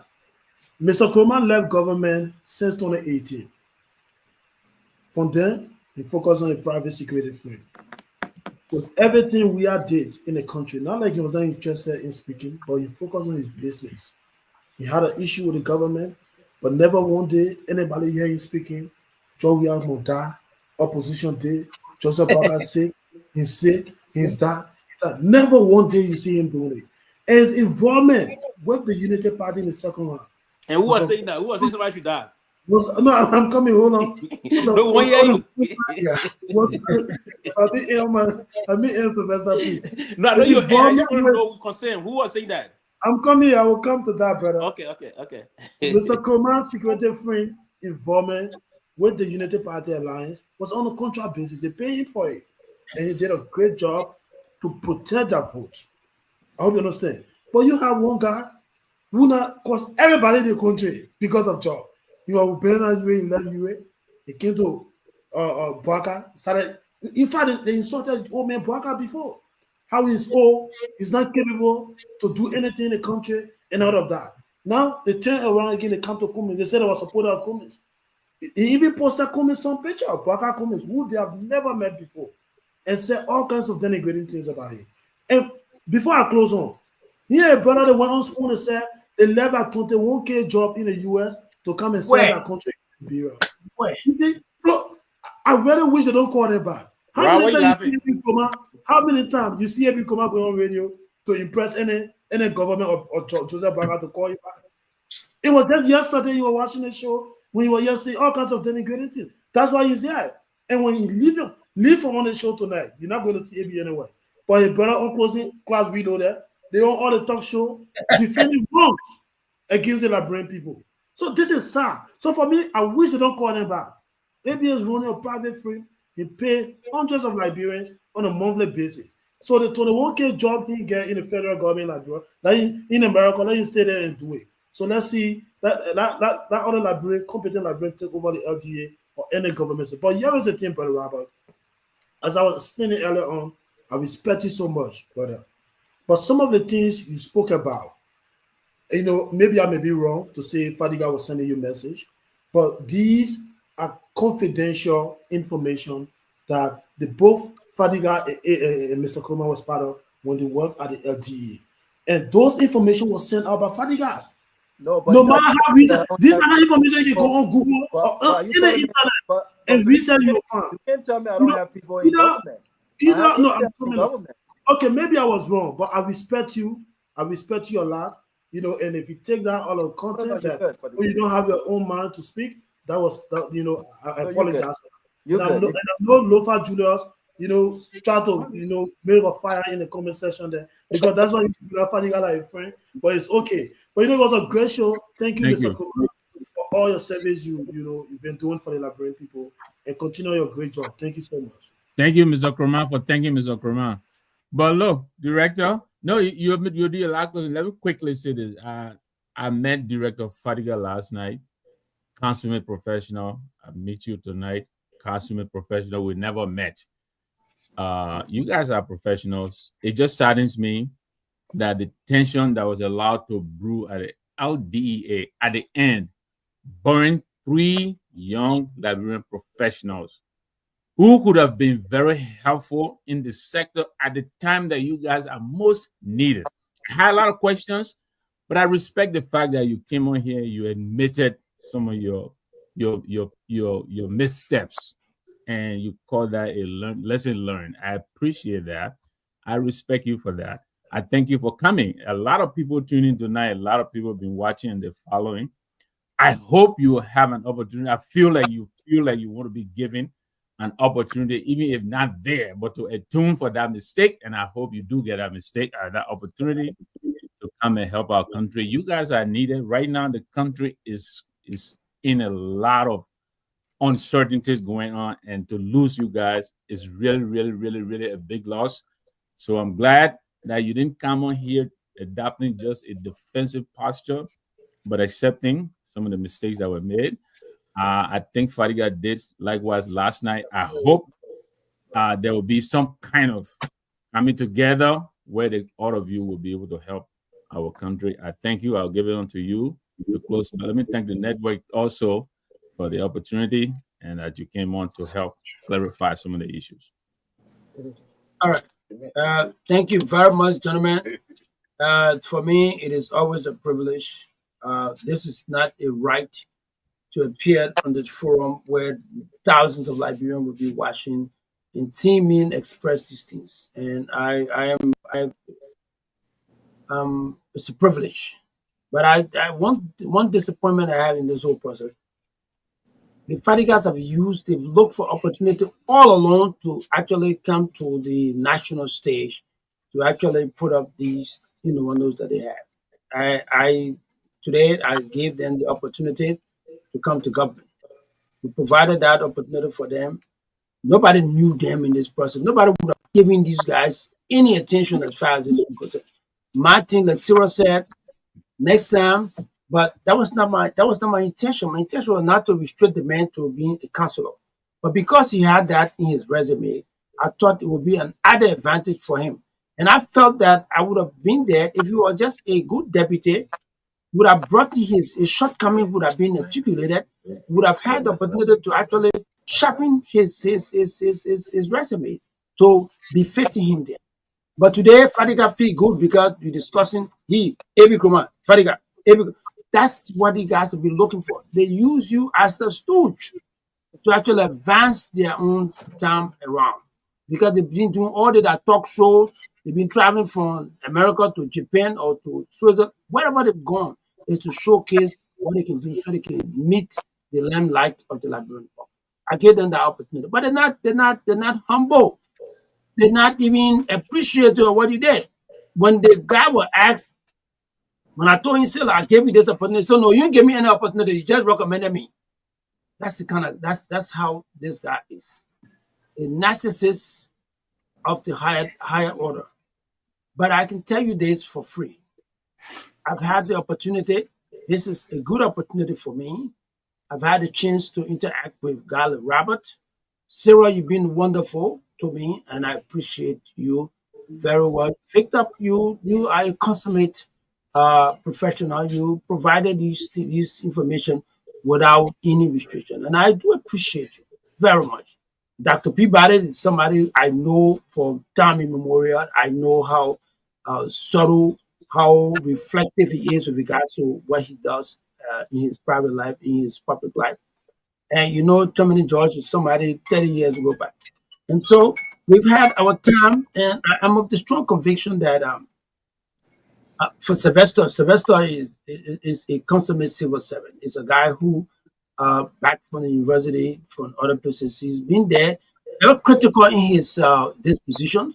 He had the chance, and you guys are lucky to have him on this panel because the guy who has basically provided all of these information as far as I'm concerned. And I was shocked or surprised to see that he was on this thing. You talk about the chairman. The chairman is a guy that we all know the role he played with the Liberty Party. We saw him exhibit leadership.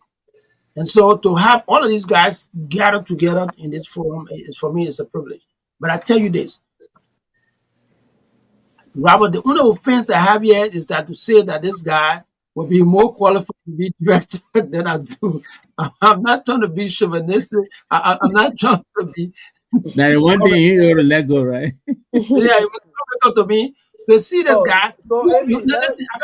Robert, to see this guy, who the only time you heard of him in his service, by the time he started to tell you, say he worked for, he was a federal agent. He doesn't know the difference between a federal employee and a federal agent because he carries some badge on him. And that's how still don't got me to agree to this thing. The guy is a federal agent. Federal agent where? Because you took a badge and put on him and getting gone. That does not make you a federal agent. We're not a federal agent. So basically, he comes around you guys in Minnesota and other places, try to showcase these things, and you thought he was some kind of bigger.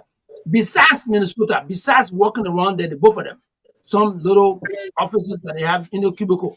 Where have you ever seen this dude? Anywhere. In our Liberian dispensation. Forget about America. America, everybody can hold cartoon. You can find yourself in nature somewhere. But look, to showcase where you are, come to Liberia and see if you can exhibit something. For you to come and brag around the guys like you who are qualified and sitting there. Yeah, Pewee there.